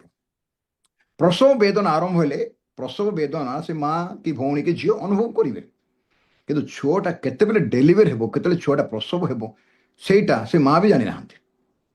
ସଡନ୍ ଡେଲିଭରି ପେନ୍ ହେଇଯିବ ଆଉ ଛୁଆ ପ୍ରସବ ହେବ, ପୁଅ କି ଝିଅ ଜନ୍ମ ହେବ। ଏକ୍ଜାକ୍ଟଲି ସେ ମୋମେଣ୍ଟଟା ପ୍ରଭୁ ଜାଣିଛନ୍ତି। ସେମିତି ଏବେ ଆମେ ଯାହା ଲକ୍ଷଣ ଦେଖୁଛୁ, ଏବେ ପାଣି ଆଜ୍ଞା କହୁଥିଲେ କେତେଟା ବିଷୟ ସେ ଦେଖିଲେ, ପ୍ରଭୁ ତାଙ୍କୁ ସେଇ ପ୍ରକାର ଦର୍ଶନର ଅନୁଗ୍ରହ ଦେଇଛନ୍ତି କି ସ୍ୱପ୍ନର ଅନୁଗ୍ରହ ଦେଇଛନ୍ତି। ଏବଂ କିଛି ବିଷୟ ଅନେକ ପ୍ରଭୁଙ୍କ ଲୋକମାନେ ଆପଣ ବସିଥିବେ, ଆପଣମାନଙ୍କୁ ମଧ୍ୟ ପ୍ରଭୁ କିଛି ନା କିଛି ଦାନ ଦେଇଛନ୍ତି, ଯାହାଦ୍ୱାରା ଆପଣ ସ୍ୱପ୍ନ ଦର୍ଶନ ମଧ୍ୟ ଦେଖୁଛନ୍ତି। ଆମେ ଦେଖୁଛୁ, ମୋ ଜୀବନରେ ମଧ୍ୟ ମୁଁ କିଛି ଅଳ୍ପ ବହୁତ କିଛି ନା କିଛି ଦେଖିବା ପାଇଁ ସୁଯୋଗ ପାଉଛି। ଆମେ ସମସ୍ତଙ୍କ ଜୀବନରେ କିଛି ନା କିଛି ଆତ୍ମିକ ସ୍ତରକୁ ପ୍ରଭୁ ନେଇକି ଏ ସମସ୍ତ ବିଷୟ ବୁଝାଉଛନ୍ତି, କିନ୍ତୁ ସେଇଟା ଫାଇନାଲ ଷ୍ଟେଟମେଣ୍ଟ ନୁହେଁ। ଫାଇନାଲ ଷ୍ଟେଟମେଣ୍ଟ କ'ଣ? ଈଶ୍ୱରଙ୍କ ବାକ୍ୟ ସମ୍ମତ ଫାଇନାଲ ଷ୍ଟେଟମେଣ୍ଟକୁ ଆମେ ଯିବା ପାଇଁ ପଡ଼ିବ। ଏଥିପାଇଁ ଏଇ ବିଷୟଟାକୁ ସେଇ ଦିନ ଯେମିତି ହଠାତ୍ ସଡନଲି, ଚକ୍ଷୁର ପଲକରେ ବୋଲି କେତେ ସମୟ, ସେଇଟା ଚକ୍ଷୁର ପଲକରେ ଏକ ନିମିଷରେ ଆମେ ମଧ୍ୟକ୍ଷଣିତ ହେବା କହିଲେ କେତେ ସମୟ, ସେଇଟା ଚକ୍ଷୁର ପଲକ ଗୋଟେ ଟିକ୍ ଶବ୍ଦ ଘଡ଼ିର ସେକେଣ୍ଡ, ତାଠୁ ସ୍ପିଡ୍ ବି ହେଇପାରେ। ସେ ସମୟଟା କିଏ ଜାଣିଛି? କେହି ଜାଣିନାହାନ୍ତି। ମୁଁ ଗୋଟେ ବିଷୟ ଦେଖିବା ପାଇଁ ଚାହୁଁଛି, ପ୍ରେରିତ କ୍ରିୟା ବିବରଣୀ 1 ପର୍ବକୁ ଆସନ୍ତୁ। ସମୟଟା ପ୍ରଭୁଙ୍କର ଅଧୀନ। ପ୍ରେରିତ କ୍ରିୟାର ବିବରଣୀକୁ ଯିବା, 1 ପର୍ବକୁ ଯିବା। ଆଉ ଯେଉଁମାନେ ବାଇବେଲ ଦେଖୁଛନ୍ତି ମୋ ସହିତ ଭାଇ ଭଉଣୀ ମାନେ, ମୁଁ ନମ୍ରତାର ସହିତ ଅନୁରୋଧ କରୁଛି, ଦୟାକରି ପଢ଼ିବେ କି 7 ପଦ ପଢ଼ିବେ କି ଦୟାକରି ପ୍ଲିଜ। ସେ ସେମାନଙ୍କୁ କହିଲେ ଆଜ୍ଞା ସମସ୍ତ କାଳ କି ସମୟ ପିତା ଆପଣା କ୍ଷମତା ଅଧୀନରେ ରଖିଅଛନ୍ତି, ହଁ ତାହା ତୁମ୍ଭମାନଙ୍କ ଜାଣିବା ବିଷୟ ନୁହେଁ। ଦେଖନ୍ତୁ, ସେ ସେମାନଙ୍କୁ ଭଲରେ ବୁଝିବା ପାଇଁ ଚେଷ୍ଟା କରିବା ଏ ପଦଟାକୁ। ସେ ସେମାନଙ୍କୁ କହିଲେ, ଶିଷ୍ୟମାନଙ୍କୁ କହୁଛନ୍ତି ସ୍ୱର୍ଗାରୋହଣ କରିବା ପୂର୍ବର ଘଟଣା ଏଇଟା। ଏମାନେ ଜିତ ପର୍ବତକୁ ଯାଉଛନ୍ତି 40 ଦିନ ପରେ, ପୁନରୁତ୍ଥାନର 40 ଦିନ ପରେ। କେବଳ 12 ଶିଷ୍ୟ ନଥିଲେ, ବହୁତ ଲୋକ ଥିଲେ, ସେଠି ଗହଳି ଥିଲା। ସେ କଥାବାର୍ତ୍ତା କରୁ କରୁ ଯାଉଛନ୍ତି, ସେମାନେ ଜାଣିନାହାନ୍ତି ଯେ ପ୍ରଭୁ ବର୍ତ୍ତମାନ ସ୍ୱର୍ଗାରୋହଣ କରିବେ ବୋଲିକି। ଯାଉ ଯାଉ ସେମାନେ ଜିତ ପର୍ବତରେ ପ୍ରବେଶ କଲେ, ଜେରୁସାଲେମର ପୂର୍ବ ଦିଗରେ। ଏବଂ ସେ ଅନେକ ଗୁଡ଼ିଏ ବିଷୟ କହିଲା ପରେ ଆଉ ସେ କହିଲେ, ତୁମେ ପବିତ୍ର ଆତ୍ମାକୁ ଅପେକ୍ଷା କର, ମୁଁ ତୁମକୁ ଯେଉଁ ପ୍ରତିଜ୍ଞା ଦେଇଥିଲି ସେଇ ପ୍ରତିଜ୍ଞା ଅନୁଯାୟୀ ପବିତ୍ର ଆତ୍ମା ଆସିବେ। ଏବଂ ସେମାନେ 6 ପଦରେ ପଚାରୁଛନ୍ତି, ଅତଏବ ସେମାନେ ଏକତ୍ର ତାଙ୍କୁ ପଚାରିବାକୁ ଲାଗିଲେ, ଯୀଶୁଙ୍କୁ ସ୍ୱର୍ଗାରୋହଣ କରିବା ପୂର୍ବରୁ ବା ଉପରକୁ ସ୍ୱର୍ଗକୁ ଯିବା ପୂର୍ବରୁ ସେମାନେ ପ୍ରଶ୍ନ ପଚାରୁଛନ୍ତି, ହେ ପ୍ରଭୁ, ଆପଣ କ'ଣ ଏହି ସମୟରେ, ଶୁଣନ୍ତୁ, ସମୟ, ଇନ୍ ଦିସ୍ ଟାଇମ୍, ଏହି ସମୟରେ ଇସ୍ରାଏଲ ହସ୍ତରେ ପୁନର୍ବାର ରାଜ୍ୟଭାର ସମର୍ପଣ କରୁଛନ୍ତି କି? ଆପଣ ତ ସ୍ୱର୍ଗକୁ ପଳାଇବା ପାଇଁ ବାହାରିଛନ୍ତି ବର୍ତ୍ତମାନ, ହେଲେ ଆଉ ଥରେ କ'ଣ ଇସ୍ରାଏଲ ହାତରେ ରାଜ୍ୟ ସମର୍ପଣ କରୁଛନ୍ତି? ଆପଣ ରାଜ୍ୟ ଗ୍ରହଣ କରିବେ ନାହିଁ। କାହିଁକି? ଆମେ ଜାଣିଛୁ ତାଙ୍କର ଜନ୍ମ, ଆମ୍ଭମାନଙ୍କ ନିମନ୍ତେ ଏକ ବାଳକ ଜନ୍ମି ଅଛନ୍ତି, ଆମ୍ଭମାନଙ୍କ ନିମନ୍ତେ ପୁତ୍ର ଦତ୍ତ ହେଇଅଛନ୍ତି, ତାଙ୍କ ସ୍କନ୍ଧରେ କର୍ତ୍ତୃତ୍ୱ ଭାର ଥୁଆଯିବ, ଆଉ ତାଙ୍କର ଶାସନ ଏକ୍ଷଣାବଧି ଅନନ୍ତକାଳ ପର୍ଯ୍ୟନ୍ତ ସେ ଦାଉଦ ରାଜାଙ୍କ ସିଂହାସନରେ ବସି ଶାସନ କରିବେ। ଏ ଯେଉଁ ଲେଖାଯାଇଛି ଯିଶାୟା 9 ପର୍ବରେ, ତାଙ୍କର ଶାସନ ଥରେ ପାଇଲେ ତାଙ୍କ ହାତରୁ ଶାସନ ଯିବ ନାହିଁ। ଅବିନାଶ୍ୟ ତାଙ୍କ ଶାସନ, ଚିରକାଳ ସ୍ଥାୟୀ ତାଙ୍କ ଶାସନ। ଏଥିପାଇଁ ସେ କହିଲେ, ଆପଣ କ'ଣ ଇସ୍ରାଏଲ ହାତରେ ଆଉ ଥରେ ସମର୍ପଣ କରୁଛନ୍ତି? ଅନ୍ୟ ଅର୍ଥରେ କ'ଣ କହିବାକୁ ଚାହୁଁଛନ୍ତି? ଇସ୍ରାଏଲ ହାତରେ ଆପଣ ଯଦି ସମର୍ପଣ କରୁଛନ୍ତି, ତାହେଲେ ଇସ୍ରାଏଲ ତ ଅଲରେଡି ରୋମିଓ ହାତରେ ବିକ୍ରି ହେଇଯାଇଛି। ଇସ୍ରାଏଲ ଲୋକ ତ ଶାସନ କରୁନାହାନ୍ତି। ସମାଜ ଗୃହ ଅଛି, ଫାରୁସି, ସାଦୁକି, ଯାଜକ, ମହାଯାଜକ ସମସ୍ତେ ଅଛନ୍ତି, କିନ୍ତୁ ଶାସନ ତ କରୁଛି ରୋମ ସାମ୍ରାଜ୍ୟ ନା। କାଇସର ମାନେ ଶାସନ କରୁଛନ୍ତି, ତାଙ୍କର ଗଭର୍ଣ୍ଣର ମାନେ ଶାସନ କରୁଛନ୍ତି। ହେଲେ ଆପଣ କ'ଣ ଆଉ ଥରେ ରାଜ୍ୟକୁ ତାଙ୍କ ହାତରେ ଦେଇକି ପଳାଉଛନ୍ତି କି? ଯୀଶୁ କହିଲେ, ସେ ସେମାନଙ୍କୁ କହିଲେ ଯେ ସମସ୍ତ କାଳ, ଟାଇମ୍ ଓ ସମୟ, ସିଜନ ପିତା ସ୍ୱକର୍ତ୍ତୃତ୍ୱ ଅଧୀନରେ ରଖିଅଛନ୍ତି, ତାହା ତୁମ୍ଭମାନଙ୍କର ଜାଣିବା ବିଷୟ ନାହିଁ। 7 ପଦ ଦ୍ୱାରା ଆମେ କ'ଣ ବୁଝୁଛୁ? ଟାଇମ୍ ଆଣ୍ଡ ସିଜନ୍ସ, ସମୟ ଏବଂ କାଳ, ସମସ୍ତ କାଳ, ସମୟ ପିତା ତାଙ୍କ ଅଧୀନ ରଖିଅଛନ୍ତି। এইটা কহিলা বেড়ে টিকে চিন্তা করন্তু, হৃদয় ভিতরে, মন ভিতরে, মস্তিষ্ক ভিতরে চিন্তা করা। এই যে କହିଲେ ସମ କାଁ ଅଧୀନ ବୋଲି କହୁଛି 7 ପଦ, ପିତାଙ୍କର ଅଧୀନ, ପିତାଙ୍କର ଅଧୀନ, କାଳ ମଧ୍ୟ ତାଙ୍କ ଅଧୀନ। ଏଥିପାଇଁ ସେ ମାର୍କ 13 ପର୍ବରେ କହିଲେ ସେ ସମୟ କାଳ କେହି ଜାଣନ୍ତି ନାହିଁ, ଦୂତମାନେ ଜାଣନ୍ତି, ପୁତ୍ର ମଧ୍ୟ ଜାଣିନାହାନ୍ତି, ଏଇଟା ତାଙ୍କ ଅଧୀନରେ, ପିତାଙ୍କ ଅଧୀନରେ ଅଛି। କିନ୍ତୁ ସେ ସ୍ୱର୍ଗାରୋହଣ କରୁଛନ୍ତି। ଆପଣ ମାଥ୍ୟୁ ସୁସମାଚାରକୁ ଯୋଉ ଆସିବେ ମୋ ସହିତ, ଗୋଟେ ବଡ଼ ଗୁରୁତ୍ୱପୂର୍ଣ୍ଣ ସେଠି ପଦ ପାଇବେ। ଦେଖନ୍ତୁ ମାଥ୍ୟୁ ସୁସମାଚାର 28 ପର୍ବ, ଶେଷ ପର୍ବକୁ ଆସନ୍ତୁ ପ୍ଲିଜ। ମାଥ୍ୟୁଙ୍କ ଲିଖିତ ସୁସମାଚାର 28 ପର୍ବକୁ ଯିବା ଏବଂ 18 ପଦରେ ଦେଖିବା। 18 ପଦ। ପୁଣି ଯୀଶୁ ସେମାନଙ୍କ ନିକଟକୁ ଆସି ଆଳାପ କରି କହିଲେ, ହଁ, ଯେତେବେଳେ ଏଇଟା ସ୍ୱର୍ଗାରୋହଣ କରିବା ପୂର୍ବର ଘଟଣା, ଭାଇ ଭଉଣୀ ମାନେ, ପ୍ରଭୁଙ୍କ ଦାସ ଦାସୀ ମାନେ, ଯୀଶୁ ସେମାନଙ୍କ ନିକଟକୁ ଆସି ଆଳାପ କରି କହିଲେ, କ'ଣ କହିଲେ? ସ୍ୱର୍ଗ ଓ ପୃଥିବୀର ସମସ୍ତ ଅଧିକାର ମତେ ଦିଆଯାଇଅଛି। ଆଚ୍ଛା ଦେଖନ୍ତୁ, ପ୍ରେରିତ କ୍ରିୟା ବିବରଣୀ 1 ପର୍ବର 7 ପଦ, ମାଥ୍ୟୁ ସୁସମାଚାର 28 ପର୍ବର 18 ପଦ, ତା ଭିତରେ ଆପଣ ଡିଫରେଣ୍ଟ କ'ଣ ପାଉଛନ୍ତି ସେଇଟା ଧ୍ୟାନ ଦିଅନ୍ତୁ। ପ୍ରେରିତ କ୍ରିୟା ବିବରଣୀ ସ୍ୱର୍ଗାରୋହଣ କରିବା ପୂର୍ବରୁ ପ୍ରଭୁ କହିଲେ, କ'ଣ କହିଲେ? ଏ ପର୍ଯ୍ୟନ୍ତ ପିତା କାଳ ଆଉ ସମୟକୁ ତାଙ୍କ ଅଧୀନ ରଖିଛନ୍ତି। Time belong to God, not you and me. ମୁଁ ଆଉ ଆପଣ ତରତର ହେଲେ ପ୍ରଭୁଙ୍କ ରାଜ୍ୟ ଆସିବ ନାହିଁ। କେବେ କେବେ ମିନିଷ୍ଟ୍ରି ନାଁରେ ଆମେ ଏତେ ବ୍ୟସ୍ତ ହଉ ଯେ ସତେ ଯେମିତି ମୁଁ ମିନିଷ୍ଟ୍ରି ନ କଲେ ପ୍ରଭୁ ଆସିବେ ନାହିଁ, ଏମିତି ଭାବୁ। ଗୋଟିଏ ବିଷୟକୁ ନିର୍ଦ୍ଦିଷ୍ଟ ଭାବରେ ନ ଜାଣିକି ଆମେ ଅନେକ ବିଷୟ ଆଲୋଚନା କରି ପକାଉ। ମସ୍ତିଷ୍କଗତ ଜ୍ଞାନ ଦ୍ୱାରା କିଛି କାମ ହବ ନାହିଁ। କାଳ ସମୟ ପ୍ରଭୁଙ୍କର, ପିତାଙ୍କର, ଏ ଶବ୍ଦ ବୁଝନ୍ତୁ, ପିତାଙ୍କର ଅଧୀନ। ପ୍ରେରିତ 1:7। କିନ୍ତୁ ମାଥ୍ୟୁ 28ରେ ସେଇ ସ୍ୱର୍ଗାରୋହଣ ପୂର୍ବରୁ ଆଉ ଗୋଟେ କଥା ମୋତେ ପ୍ରଭୁ କହିଲେ ଯିବା ପୂର୍ବରୁ। ଏଇଠି ସେ କ'ଣ କହିଲେ? ପୁଣି ଯୀଶୁ ସେମାନଙ୍କ ନିକଟକୁ ଆସି ଆଳାପ କରି କହିଲେ, ସ୍ୱର୍ଗ ଓ ପୃଥିବୀର ସମସ୍ତ ଅଧିକାର, ଯୋଉଟା ପ୍ରଭୁ ପିତା ପରମେଶ୍ୱର ନିଜ ଅଧିକାର ରଖିଥିଲେ, ସେ ସମସ୍ତ ଅଧିକାର ପୁତ୍ର ପରମେଶ୍ୱରଙ୍କୁ ଦତ୍ତ କରିଦେଲେ। ଏବଂ ପୁତ୍ର ପରମେଶ୍ୱର ଗଲା ପରେ ପ୍ରକାଶିତ ବାକ୍ୟରେ ଯୋହନଙ୍କୁ ସେ ବିଷୟ ଜଣେଇଲେ, ଯୋଉଟା ସେ କହିଥିଲେ ମାର୍କ 13 ପର୍ବରେ, ମାଥ୍ୟୁ 24 ପର୍ବରେ। କାଳ ଆଉ ଦଣ୍ଡ ବିଷୟରେ ଦୂତମାନେ ଜାଣନ୍ତି ନାହିଁ, ପୁତ୍ର ମଧ୍ୟ ଜାଣନ୍ତି ନାହିଁ, ସେଇଟା ଯୋଉଟା ରଖାଯାଇଥିଲା, ଏଲାଉ କରାହେଇ ନଥିଲା କହିବା ପାଇଁ ସ୍ୱର୍ଗରୁ, ସେଇଟା ପ୍ରକାଶିତ ବାକ୍ୟରେ ଯୀଶୁ ଖ୍ରୀଷ୍ଟ କ'ଣ କଲେ? ରିଭିଲ୍ କଲେ। କାହାକୁ? ଯୋହନଙ୍କୁ। କିନ୍ତୁ ପାଇଲେ କୋଉଠୁ? ପିତାଙ୍କ ଠାରୁ। ଦେଖନ୍ତୁ ଯୋହନ ପ୍ରକାଶିତ ବାକ୍ୟ 1:1 ଆସନ୍ତୁ। ପ୍ରକାଶିତ ବାକ୍ୟ 1 ପର୍ବର 1 ପଦକୁ ଯିବା। ସେଇଠି ଆପଣ ଅତି ସୁନ୍ଦର ଭାବରେ এই ବିଷୟଟାକୁ ବୁଝିବା ପାଇଁ ଆପଣଙ୍କ ପାଇଁ, ମୋ ପାଇଁ ସହଜ। ଯୋହନଙ୍କ ପ୍ରତି ପ୍ରକାଶିତ ବାକ୍ୟ, এই ପ୍ରକାଶିତ ବାକ୍ୟ ବହିଟା ଯୋହନଙ୍କର ନୁହେଁ, ତାଙ୍କୁ ପ୍ରକାଶ କରାଗଲା। ଯେମିତି ଗୋଟେ ପରଦା ଉଠିଲେ ଷ୍ଟେଜ ଦିଶିବ, ଲୁକାୟିତ ବିଷୟକୁ ବାହାରେ ପ୍ରକାଶ କରାଯିବ, ତାକୁ କୁହାଯାଏ ପ୍ରକାଶିତ। ଗୁପ୍ତ ହୋଇକି ଥିବା ବିଷୟ ପ୍ରକାଶିତ ହେବ। ଯୋଉଟା ଆପଣ ଆଖିରେ ଦେଖିନଥିବେ, ତାକୁ ପେଡ଼ିଟା ଖୋଲିଦେଲେ ସେ ପେଡ଼ିରେ କ'ଣ କ'ଣ ଅଛି ଆପଣ ତାକୁ ଦେଖିପାରିବେ। ଆଲମାରୀ ଭିତରେ କ'ଣ ଅଛି ତାକୁ ଖୋଲିଦେଲେ ଆପଣ ଦେଖିପାରିବେ, ମୁଁ ଦେଖିପାରିବି।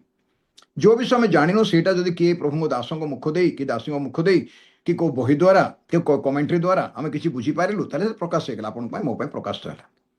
ଏଥିପାଇଁ ଏଇଟା ଯୋହନଙ୍କ ପ୍ରତି ପ୍ରକାଶ କରାଗଲା। କୋଉ ବହିଟା? ପ୍ରକାଶିତ ବାକ୍ୟ 22ଟା ପର୍ବ। ଗୋଟେ ଗୋଟେ ଲାଇନକୁ ଯୋହନଙ୍କ ପ୍ରତି ପ୍ରକାଶ କରାଗଲା। 1 ପଦରେ କ'ଣ ଲେଖା ହେଇଛି? ଯୀଶୁ ଖ୍ରୀଷ୍ଟଙ୍କ ପ୍ରକାଶିତ ବାକ୍ୟ। ବହିଟା ହଉଛି ଯୀଶୁଙ୍କର। ଯୀଶୁ ହଉଛି ମାଲିକ, ଆଥର, ନଟ୍ ଦ ରାଇଟର। ହାତରେ ଲେଖି ନାହାନ୍ତି, ଆଥର ବୋଲେ ମାଲିକ ସେ। ରାଇଟର ଆଣ୍ଡ ଆଥର ଗୋଟିଏ ମିନିଂ ଅଛି, କିନ୍ତୁ ଆଥର ମିନିଂ ଆଉ ଟିକେ ଅଧିକ ଅଛି। ଯିଏ ମାଲିକ ଯିଏ, ତାକୁ ଆଥର କୁହାଯାଏ। ରାଇଟର ବୋଲେ ଆପଣ ଡାକୁଛନ୍ତି, ମୁଁ ଲେଖୁଛି, ମୁଁ ଡାକିଲେ ଆପଣ ଲେଖୁଛନ୍ତି, ଯେମିତି ଷ୍ଟେନୋଗ୍ରାଫର ମାନେ ଲେଖନ୍ତି, ସେମିତି ଯୋହନଙ୍କୁ ଡକା ହେଇଗଲା ଦର୍ଶନରେ, ବାକ୍ୟରେ, ପାତ୍ମାଦୀପରେ। ପ୍ରଥମ ଶତାବ୍ଦୀ 91 ସାଲରୁ 96 ଯାଏ ସେ ପାତ୍ମାଦୀପରେ ବନ୍ଦୀ ଥିଲେ। ଆଉ କିଏ କିଏ ସ୍କଲାର ମାନେ କହନ୍ତି 94ରୁ 96 ଯାଏ 2 ବର୍ଷ ବନ୍ଦୀ ଥିଲେ। ରୋମର ସମ୍ରାଟ ଥିଲେ ଡୋମିସିଆନ। 81 ସାଲ ଠାରୁ ପ୍ରଥମ ଶତାବ୍ଦୀ 96 ପର୍ଯ୍ୟନ୍ତ 16 ବର୍ଷ କାଳ କାଇସର ଡୋମିସିଆନ ସମ୍ରାଟ ଥିଲେ, ରୋମ ସାମ୍ରାଜ୍ୟର ସମ୍ରାଟ। ସେହି ସମୟରେ ବୃଦ୍ଧ ଯୋହନଙ୍କୁ 90 ବର୍ଷର ଅଧିକ ହେଇଥିଲା। 12 ଶିଷ୍ୟ ଭିତରେ ଯୋହନ ମରିନଥିଲେ, ସବୁ ଶିଷ୍ୟମାନଙ୍କୁ ହତ୍ୟା କରାଯାଇଥିଲା। ଏଇ ଜଣେ ବ୍ୟକ୍ତିଙ୍କୁ କିମ୍ବଦନ୍ତୀ କୁହେ ଇତିହାସ ମଧ୍ୟ କୁହେ ତେଲରେ ତାଙ୍କୁ ପକେଇଲେ, ଫୁଟିବା ତେଲରେ, ସେ ପୁଣି ମରିଲେ ନାହିଁ,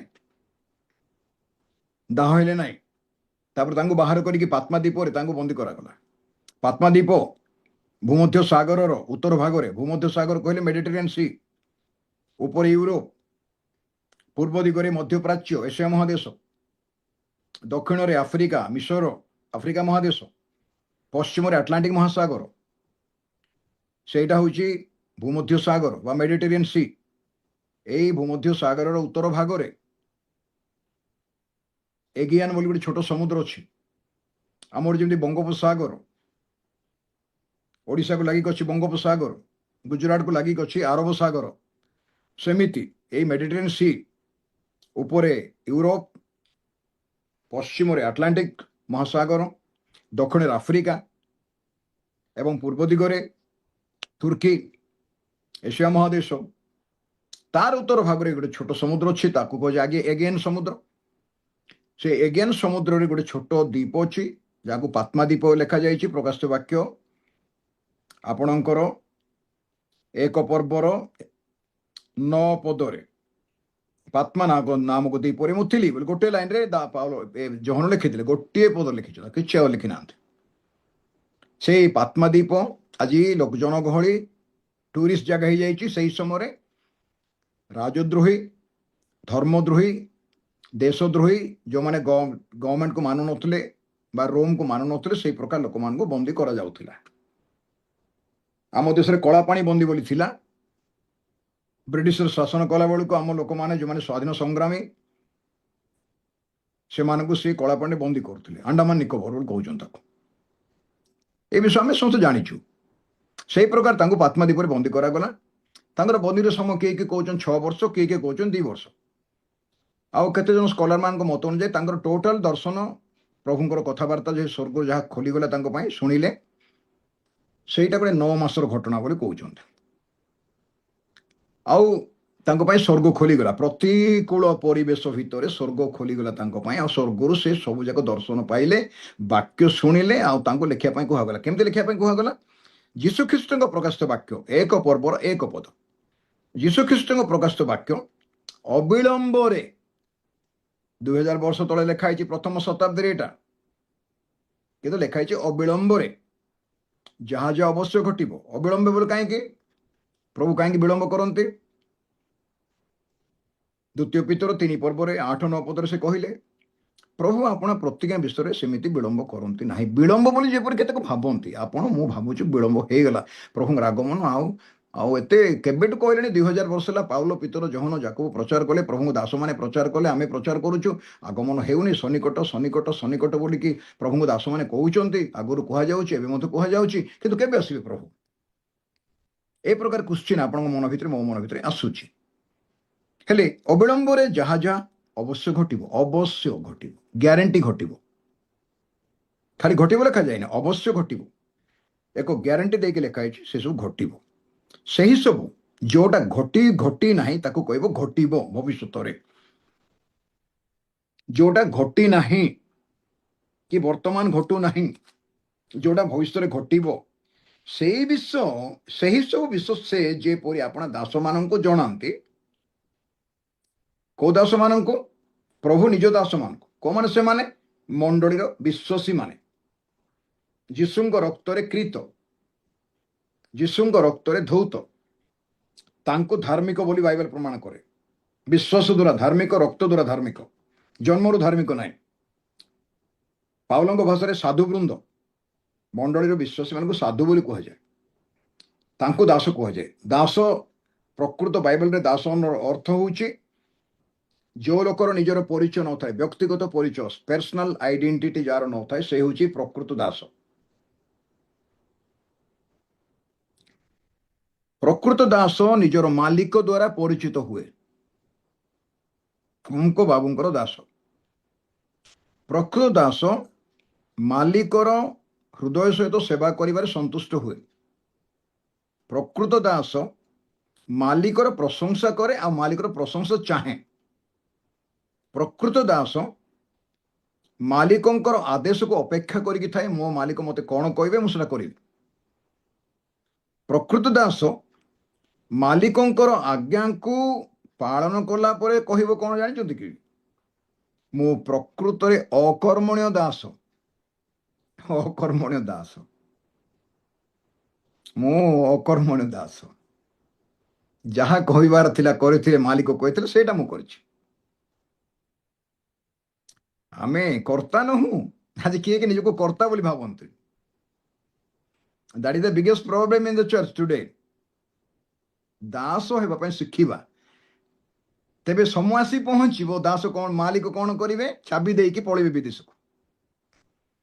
ଦାସ କର୍ତ୍ତା ତୁଲ୍ୟ ହେଲେ ଯଥେଷ୍ଟ, ଶିଷ୍ୟ ଗୁରୁ ତୁଲ୍ୟ ହେଲେ ଯଥେଷ୍ଟ।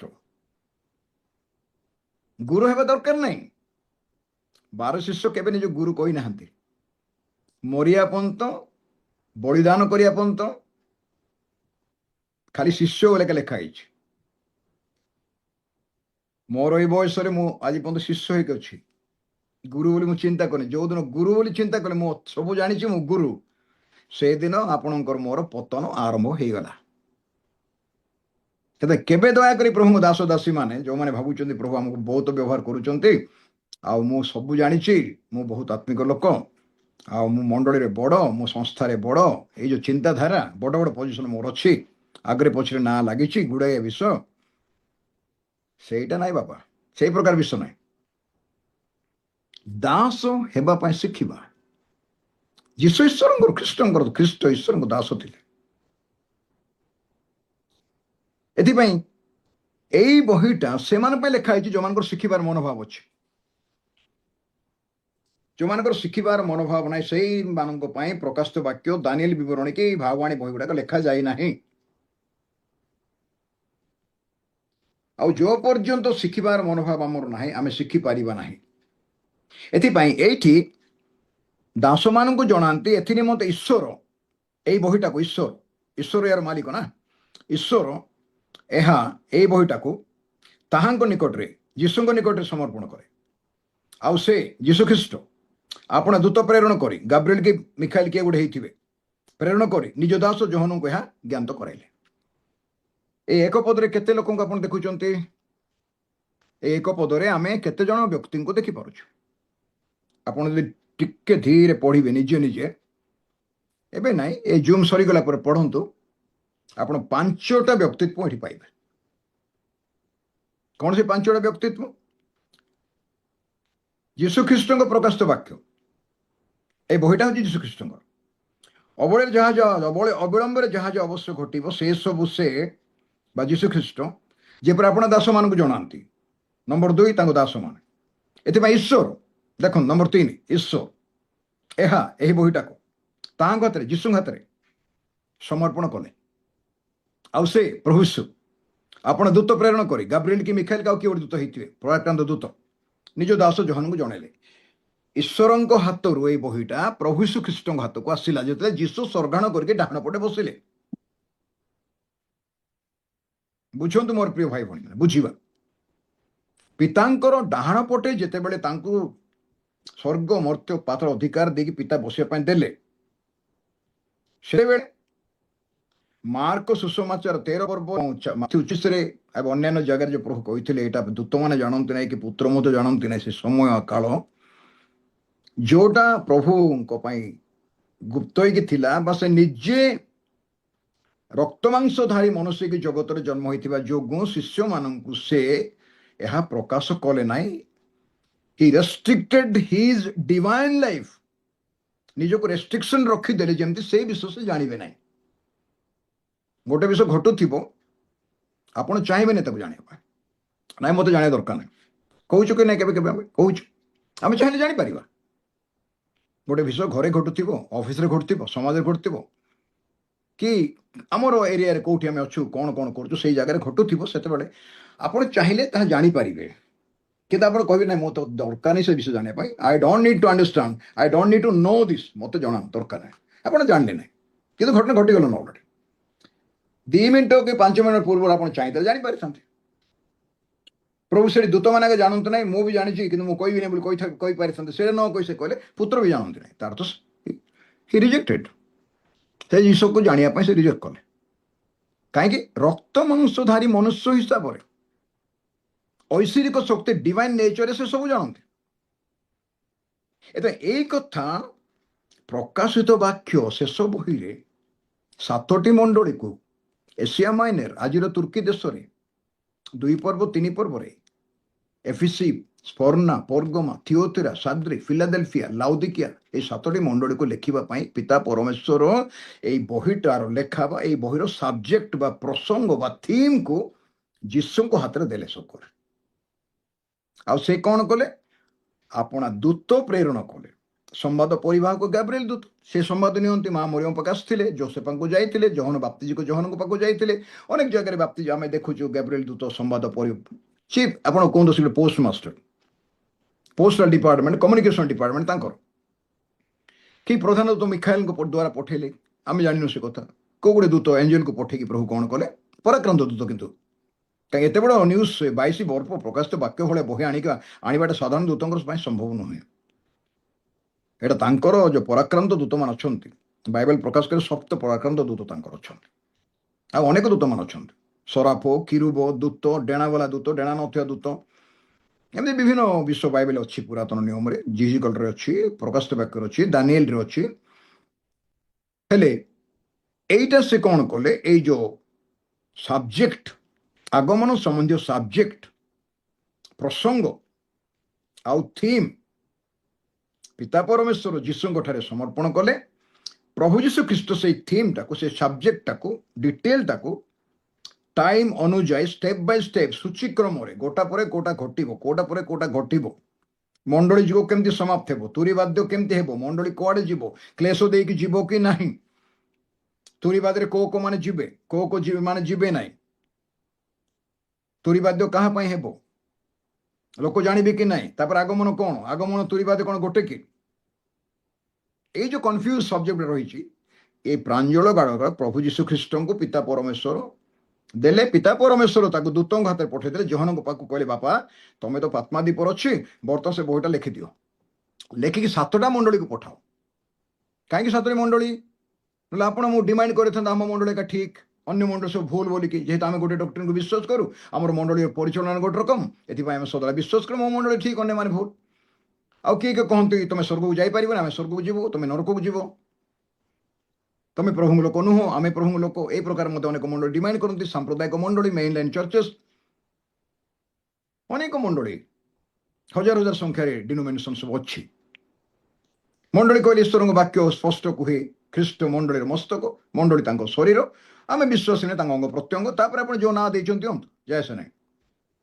ଏଥିପାଇଁ ମୋର ପ୍ରିୟ ଭାଇ ଭଉଣୀ ମାନେ, ଏଇ ଯୋଉ କଥା ଆମେ ଦେଖୁଛୁ ବର୍ତ୍ତମାନ, ପିତା ପରମେଶ୍ୱର ପ୍ରଭୁ ଯୀଶୁଙ୍କ ହାତରେ ପ୍ରକାଶିତ ବାକ୍ୟଟା ଦେଲେ। ଏଇଟା ମୁଁ ରିପିଟ୍ କରୁଛି ବାରମ୍ବାର, କାହିଁକି ଆଗକୁ ଯେତେବେଳେ ଆମେ ଯିବା, ଯଦି ପ୍ରଭୁ ଚାହାନ୍ତି ଏ ବିଷୟ ବାକ୍ୟ ଆଲୋଚନା କରିବା ପାଇଁ ଆଗକୁ କେବେ, ତାହେଲେ ଆଉ ଟିକେ ଆଗକୁ ଆମେ ବଢ଼ିବାକୁ ପାରିବା।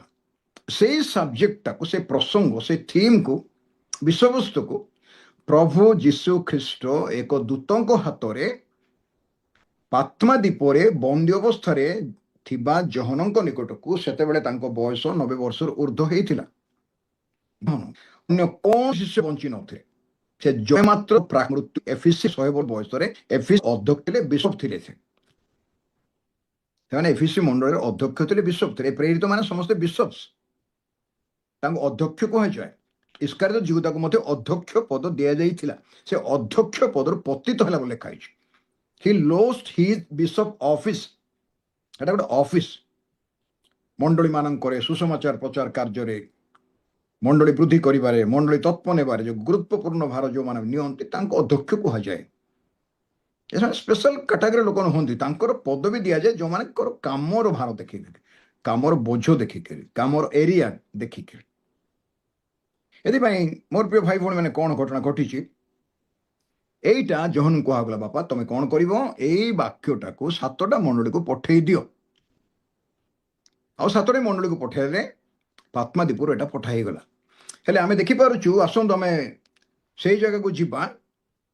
ମୁଁ କହୁଥିଲି ଅଧିକାର, ସମସ୍ତ ଅଧିକାର ଯୀଶୁଙ୍କୁ ପ୍ରଦତ୍ତ ହେଲା ଯେତେବେଳେ କି ପିତା ତାଙ୍କୁ ଏଇ ବହିଟା ଦେଲେ। ତା ପୂର୍ବରୁ ଆମେ ସପ୍ତ ଦୂତ, ସପ୍ତ ତୁରୀ, ସପ୍ତ ମୁଦ୍ରା, ସପ୍ତ କ୍ଲେଶର ପାତ୍ର, ସପ୍ତ ମେଘ ଗର୍ଜନ, ନୂତନ ଜେରୁସାଲାମ, ନୂତନ ପୃଥିବୀ, ନୂତନ ଆକାଶ ମଣ୍ଡଳ, ପରାକ୍ରାନ୍ତ ଦୂତଗଣ, ୟୁପ୍ରେଟିସ୍ ନଦୀ, ଦୁଇ ଜିତ ବୃକ୍ଷ ବା ଦୁଇ ଦୂତଙ୍କୁ ବା ଦୁଇ ତୈଳପୁତ୍ର, ସୂର୍ଯ୍ୟ ପରିହିତା ନାରୀ, ଚନ୍ଦ୍ର ଉପରେ ଠିଆ ହେଇଛି, ଦ୍ୱାଦଶ ନକ୍ଷତ୍ର ଖଚିତା। ଆମେ ଏଗୁଡାକ ତ ଶୁଣି ନଥିଲୁ କେବେ। ଆଦି ପୁସ୍ତକରୁ ଜିହୁଦା ଚିଠି ପର୍ଯ୍ୟନ୍ତ ଆମେ କିଛି ଶୁଣି ନଥିଲୁ ଏଗୁଡାକ। ପ୍ରକାଶ ବାକ୍ୟରେ ଆମେ ପାଇଲୁ ଏଗୁଡା ସବୁ। ତାର ଥିଲା ଗୁପ୍ତ ହେଇକି ନଥିଲା କି? ଏସବୁ ପିତାଙ୍କ ହୃଦୟ ଭିତରେ ଥିଲା। ପାଉଲ କହିଲେ ମୋର ପିତୃପୁରୁଷ ମାନେ ବା ମୋର ପୂର୍ବପୁରୁଷ ମାନଙ୍କ ପାଖରେ ଯୋଉଟା ପ୍ରକାଶ ହେଇନଥିଲା ମୋ ପାଖରେ ପ୍ରକାଶିତ ହେଲା। ଯୋଉଟା ପିତର, ଜୋହନ, ଯାକୋବ, ଆନ୍ଦ୍ରେ, ଥୋମା, ବାରଥୋଲୋମେ, ଫିଲିପ କି ବର୍ଣ୍ଣବା କି ପାଉଲ କାହା ପାଖରେ ପ୍ରକାଶ ହେଇନଥିଲା, ସେଟା ଜୋହନଙ୍କ ପାଖରେ ପ୍ରକାଶିତ ହେଲା। ଯୀଶୁ କହିଲେ ମାର୍ଥାଙ୍କୁ, ମୁଁ ହେଉଛି ପୁନରୁତ୍ଥାନ, ମୁଁ ହେଉ ଜୀବନ। ଲାଜାରକୁ ଉଠାଇଲା ବେଳକୁ ସେ ପିତର, ଜୋହନ, ଯାକୋବଙ୍କୁ କେବେ କହିନାହାନ୍ତି ମୁଁ ପୁନରୁତ୍ଥାନ ବୋଲି, କି ମରିୟମକୁ ମୋତେ କହିନାହାନ୍ତି, ଯୋଉ ମରିୟମ ଯୀଶୁଙ୍କ ପାଦରେ ବସି ରହୁଥିଲା। ସେ ମାର୍ଥାକୁ କହିଲେ ମୁଁ ହେଉଛି ପୁନରୁତ୍ଥାନ। ତୁ କ'ଣ କହୁଛୁ? ଶେଷ ଦିନରେ ମୋ ଭାଇ ଉଠିବ ବୋଲି କହୁଛୁ? ହଁ ଠିକ ଅଛି, ସେଇଟା ନାହିଁ, ମୁଁ ପୁରା ପୁନରୁତ୍ଥାନ ତୋ ସାମ୍ନା ଠିଆ ହେଇଛି। ଏତେ ଅନେକ ଗୁଡ଼ିଏ ବିଷୟ ଆପଣା ଭୟକାରୀ ମାନଙ୍କ ଠାରେ ପ୍ରଭୁଙ୍କର ବିଧି ଥାଏ। ପ୍ରଭୁଙ୍କୁ ଯେଉଁମାନେ ଭୟ କରନ୍ତି, ତାଙ୍କୁ ମାନନ୍ତି, ଭକ୍ତି କରନ୍ତି, ଯେଉଁମାନେ ବାକ୍ୟ ଅନୁସନ୍ଧାନ କରନ୍ତି, ବାକ୍ୟ ପାଇଁ ସମୟ ଦେଇପାରନ୍ତି, ଲୋକଙ୍କୁ ବୁଝାଇବା ପାଇଁ ନାହିଁ କି ଲୋକଙ୍କୁ ଦେଖାଇବା ପାଇଁ ନାହିଁ, ନିଜେ ଶିଖିବା ପାଇଁ ପ୍ରଭୁଙ୍କ ପାଖରୁ ସେମାନଙ୍କୁ ପ୍ରଭୁ ତାଙ୍କର ଗୁପ୍ତ କଥା ପ୍ରକାଶ କରନ୍ତି। ଏଇଟା ହାଟ ମାର୍କେଟର ଖାଦ୍ୟ ନାହିଁ, କିଣି ଆଣିକି ଆପଣ ଗେଷ୍ଟ କରିବା ସେଇ ପ୍ରକାର ବାକ୍ୟ ଏଇଟା ନୁହେଁ। ଏଇଟା ନିଜ ପ୍ରସ୍ତୁତି ବାକ୍ୟ। ଏଥିପାଇଁ ମୋର ପ୍ରିୟ ଭାଇ ଭଉଣୀ ମାନେ, ପିତାଙ୍କର ଅଧୀନରେ ଯୋଉଟା ଥିଲା ତାକୁ ପୁତ୍ରଙ୍କୁ ଦିଆଗଲା। ଏଥିପାଇଁ କହିଲେ ସମସ୍ତ ଅଧିକାର ମୋତେ ଦିଆହେଇଛି। ଆଉ ବର୍ତ୍ତମାନ ସେ ଅଧିକାରଟା କ'ଣ କଲେ? ଦୂତଙ୍କ ହାତରେ ଜୋହନଙ୍କୁ ପଠେଇଦେଲେ। ଏଥିପାଇଁ ଆମେ ବର୍ତ୍ତମାନ ଦେଖିପାରୁଛୁ ପ୍ରକାଶିତ ବାକ୍ୟ ଏକ ପର୍ବ। ମୁଁ ଆପଣମାନଙ୍କର ଆଉ ଗୋଟେ 20-25 ମିନିଟ୍ ନେବି, ଆଉ ଅଧିକ ନେବି ନାହିଁ। 20 ଆଉ 25 ମିନିଟ୍ ଭିତରେ ମୁଁ ଶେଷ କରିବି। ହେଲେ ତା ପୂର୍ବରୁ ଟିକେ ଭିତରକୁ ମୁଁ ଯିବା ପାଇଁ ଚାହୁଁଛି। ଆମେ ଏ ପ୍ରକାଶିତ ବାକ୍ୟର ଏକ ପର୍ବର ଏକ ପଦରେ ଥିଲୁ। ଅନେକ ଗୁଡ଼ିଏ ବିଷୟ ଲେଖା ହେଇଛି ଏଠି। ଆଜିର ଗୋଟେ ବଡ଼ ପ୍ରଶ୍ନ ଆସୁଛି ସମୁଦାୟ ପୃଥିବୀରେ, ମୁଁ ଆମ ଅଞ୍ଚଳ କଥା କହୁନାହିଁ କି ଆମ ଦେଶ କଥା କହୁନାହିଁ, ସବୁ ପୃଥିବୀରେ ମଧ୍ୟ ପ୍ରଭୁଙ୍କ ଲୋକମାନଙ୍କ ଭିତରେ, ମଣ୍ଡଳୀ ମାନଙ୍କରେ, ପ୍ରଭୁଙ୍କ ଦାସମାନଙ୍କ ଭିତରେ ଏଇଟା ଗୋଟେ ଯୁକ୍ତିତର୍କ ତ କହିବା ନାହିଁ, ଗୋଟେ ଆଲୋଚନା ଚାଲିଛି ଯେ ପ୍ରକାଶିତ ବାକ୍ୟର ଲିଖିତ କ୍ଲେଶ ଗୁଡାକ ଦେଇକି ମଣ୍ଡଳୀ ଯିବ କି? ଏ ପ୍ରକାଶିତ ବାକ୍ୟ ବହିଟାକୁ କେତେ ଭାଗରେ ବିଭକ୍ତ କରାଯାଇଛି? ପ୍ରକାଶିତ ବାକ୍ୟ ବହି କେମିତି ବୁଝିବା? କେମିତି ବୁଝିବା? ଆପଣ ମୁଁ କେମିତି ବୁଝିବା? ମୁଁ ବି ବୁଝିନଥିଲି। ମୁଁ ପାଖାପାଖି ପ୍ରଭୁଙ୍କର ସେବା କାର୍ଯ୍ୟ, କ୍ଷୁଦ୍ର ଜୀବନରେ କାର୍ଯ୍ୟ ଆରମ୍ଭ କରିବାର 17-18 ବର୍ଷ ପର୍ଯ୍ୟନ୍ତ ମୁଁ ପ୍ରକାଶିତ ବାକ୍ୟ କିଛି ବୁଝିନଥିଲି, ଖୋଲୁନଥିଲି ସେ ବହି। ମୋ ଜୀବନରେ ଏମିତି ଗୋଟେ ଘଟଣା ଆସିଲା ଯେତେବେଳେ କି ମୋ ପ୍ରକାଶିତ ବାକ୍ୟ ମୋତେ ପ୍ରଭୁ ବୁଝେଇଲେ, ଆଜି ପର୍ଯ୍ୟନ୍ତ ବୁଝାଉଛନ୍ତି। ସମୁଦ୍ରର ଗୋଟେ ବୁନ୍ଦାଏ ପାଣି ମଧ୍ୟ ମୁଁ ପାଇନାହିଁ। ଏ ଟିକେ ଗୋଟେ ଛୁଞ୍ଚି ମନ ଏତିକି ପାଣି ମୋତେ ପ୍ରଭୁ ଦେଇଛନ୍ତି। ଟିକେ ହୃଦୟରେ ଲାଳସା ଥିବ, ତୃଷା ଥିବ, ପ୍ରଭୁ ନିଶ୍ଚୟ ଦେବେ। ହେଲେ ଏଥିପାଇଁ କାହିଁକି ଏଇଟା କୁହାଗଲା? ଯେପରି ଆମେ ପ୍ରସ୍ତୁତ ହେବା। ଆଉ କ'ଣ ପଢିଲୁ ଲୋକ ସୁସମାଚାରରେ? ଲୋକ ସୁସମାଚାର ଆମେ ଏଇ କଥା ପଢିଲୁ ଯେ କ'ଣ ଲେଖା ହେଇଛି ଦେଖନ୍ତୁ 35 ପଦରେ, କାରଣ ତାହା ଲୋକ ସୁସମାଚାର 21 ପର୍ବ 35 ପଦ, କାରଣ ତାହା ଫାନ୍ଦ ସ୍ୱରୂପେ ସମଗ୍ର ପୃଥିବୀ ନିବାସୀ ମାନଙ୍କ ଉପରକୁ ଆସିବ। କିନ୍ତୁ ଏଠି ଧରନ୍ତୁ କଥାଟାକୁ, ତୁମ୍ଭେ ମାନେ ଯେପରି এই ସମସ୍ତ ଆଗାମୀ ଘଟଣାରୁ ରକ୍ଷା ପାଇବାକୁ ଜାଗାରେ ଗୋଟେ ତାରା ଚିହ୍ନ ଦିଆଯାଇଛି ବାଇବଲରେ। ତାର ଅରିଜିନାଲ ମିନିଂ ହେଉଛି, ତଳକୁ ଦେଖନ୍ତୁ, ପଳାୟନ କରିବାକୁ। ଯେମିତି ଲୋଟ ପଳାୟନ କଲେ, ସୋଦମ ଗମରାରୁ ବାହାରି ଗଲେ। ଆଗାମୀ ଘଟଣା ଯୋଉଟା ଘଟିବାକୁ ଯାଉଛି, ତାଡ଼ନା, କ୍ଲେଶ, କ୍ରୋଧ, ନିର୍ଦ୍ଦିଷ୍ଟ ସମୟ, ନିର୍ଦ୍ଦିଷ୍ଟ କ୍ଲେଶ, ନିର୍ଦ୍ଦିଷ୍ଟ ଏବେ ଯୋଉ କ୍ଲେଶ ହେଉଛି, ଭୁଲ ବୁଝିବା ନାହିଁ। ଆଦ୍ୟ ମଣ୍ଡଳୀର ଆଜି ପର୍ଯ୍ୟନ୍ତ ଯୋଉ କ୍ଲେଶ, ତାଡ଼ନା, ନିନ୍ଦା, ଅପମାନ, ଲୋକମାନଙ୍କୁ ମାରିଦେଉଛନ୍ତି, ସୁସମାଚାର ପ୍ରଚାର ଲୋକମାନଙ୍କୁ, ପାଳକ ପ୍ରଚାରକ ମାନଙ୍କୁ ଘର ଦ୍ୱାର ଭାଙ୍ଗି ଦେଉଛନ୍ତି, ମଣ୍ଡଳୀ ଭାଙ୍ଗୁଛନ୍ତି, ସଂସ୍ଥା ଭାଙ୍ଗୁଛନ୍ତି, କ'ଣ କ'ଣ କରୁଛନ୍ତି, ଅନେକ ମଣ୍ଡଳୀ ତାଡ଼ନା, ଦୁଃଖ, କଷ୍ଟ ଦେଇକି 2000 ବର୍ଷ ହେଲା ଯାଉଛି। ସେଇଟା ପ୍ରକାଶିତ ବାକ୍ୟର କ୍ଲେଶ ନୁହେଁ। ଏଇଟା ବୁଝନ୍ତୁ। ପ୍ରଭୁ ଯୀଶୁଖ୍ରୀଷ୍ଟଙ୍କର ତୁରୀବାଦ୍ୟରେ ଆଗମନ କରିବା ପର୍ଯ୍ୟନ୍ତ ମଣ୍ଡଳୀ ବିଭିନ୍ନ କ୍ଲେଶ ଦେଇକି ଯିବ, ତାଡ଼ନା ଦେଇକି ଯିବ। କିନ୍ତୁ ପ୍ରକାଶିତ ବାକ୍ୟର କ୍ଲେଶ ଗୁଡାକ ନାହିଁ। ସେଇଟା ପ୍ରକାଶିତ ବାକ୍ୟର କ୍ଲେଶ ନିର୍ଦ୍ଦିଷ୍ଟ କ୍ଲେଶ, ନମ୍ବର 1। ନମ୍ବର 2, ଗୋଟେ ସମୟ ଲେଖା ହେଇଛି ତା ପାଇଁ, ଏତେବେଳେ ଘଟିବ। ଆଉ ଈଶ୍ୱରଙ୍କର କ୍ରୋଧ ଲେଖାଯାଇଛି, ଆଉ ଭଣ୍ଡ ଖ୍ରୀଷ୍ଟର ଅତ୍ୟାଚାର ଲେଖାଯାଇଛି। ସେଗୁଡାକ ହଉଛି ଟ୍ରିବୁଲେସନ ଆଣ୍ଡ ଗ୍ରେଟ୍ ଟ୍ରିବୁଲେସନ। ପ୍ରକାଶିତ ବାକ୍ୟରେ ଭଣ୍ଡ ଖ୍ରୀଷ୍ଟ ପାଇଁ 7 ବର୍ଷ ସମୟ ଦିଆଯାଇଛି। ଦାନିଏଲ ବିବରଣୀର 9 ପର୍ବରେ 7 ବର୍ଷ ସମୟ ଦିଆଯାଇଛି। ଏ 7 ବର୍ଷକୁ 2 ଭାଗରେ ବିଭକ୍ତ କରାଯାଇଛି, 3 ବର୍ଷ 6 ମାସ, 3 ବର୍ଷ 6 ମାସ। ଏଥିପାଇଁ ଏ କଥା ଆମେ ସ୍ପଷ୍ଟ ବୁଝିବା ଆବଶ୍ୟକ ରହିଛି ଆଜି, ଯେ ଯୋଉଟା ପଢିଲୁ ଲୋକ ସୁସମାଚାର 21 ପର୍ବର 35 ପଦ 36 ପଦ, କିନ୍ତୁ ତୁମ୍ଭେମାନେ ଅନେକ ତ ମତତାରେ, ମଦ୍ୟପାନରେ, ଜୀବିକା ସମ୍ବନ୍ଧ ଚିନ୍ତାରେ ଭାରଗ୍ରସ୍ତ ହେବେ, କିନ୍ତୁ ତମେ ହେ ବିଶ୍ୱାସୀ, ପ୍ରଭୁଙ୍କ ଦାସ ଦାସୀ, ତୁମେମାନେ ଯେପରି ଏଇ ସମସ୍ତ ଘଟଣା ଯୋଉଟା ଯୋଉଟା ଘଟିବାକୁ ଯାଉଛି ଆଗକୁ, ଏଇ ଘଟଣାରୁ, ଆଗାମୀ ଘଟଣାରୁ ରକ୍ଷା ପାଇବାକୁ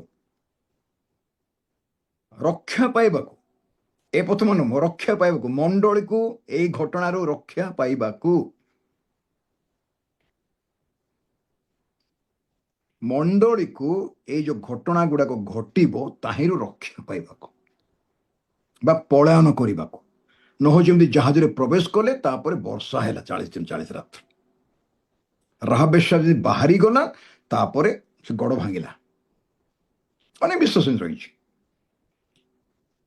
ଘଟଣା ରକ୍ଷା ପାଇବାକୁ ଓ ମନୁଷ୍ୟ ପୁତ୍ରଙ୍କ ଛାମୁରେ ଉଭା ହେବାକୁ ସମର୍ଥ ହୁଅ। ଆପଣ ମୁଁ ପ୍ରଭୁ ଯୀଶୁ ଖ୍ରୀଷ୍ଟଙ୍କ ସାମ୍ନାରେ ଠିଆ ହେବା।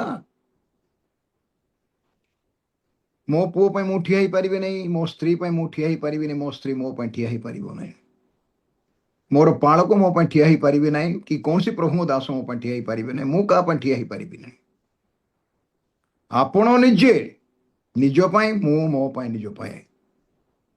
ପ୍ରଭୁ କହିଲେ 34 ପଦରେ, ଆପଣା ଆପଣା ବିଷୟରେ ସାବଧାନ, ଆପଣା ଆପଣା ବିଷୟରେ ସାବଧାନ, ଇଣ୍ଡିଭିଜୁଆଲି।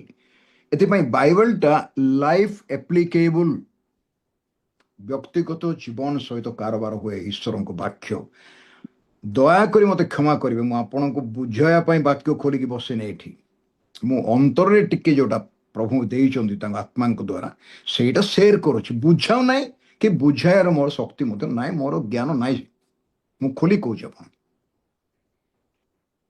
ଏଥିପାଇଁ ଯଦି ନିଜ ବିଷୟରେ ଆପଣ ସାବଧାନ ନ ହେଇକି ଅନ୍ୟ ବିଷୟରେ ବହୁତ ସାବଧାନ, ତାହେଲେ ପାଉଲ କହିଲା ଭଳିଆ ଏତେ ଲୋକଙ୍କ ପାଖରେ ପ୍ରଚାର କରି ଯଦି ମୁଁ ବାହାରେ ରହିବି, ମୋର କି ଲାଭ?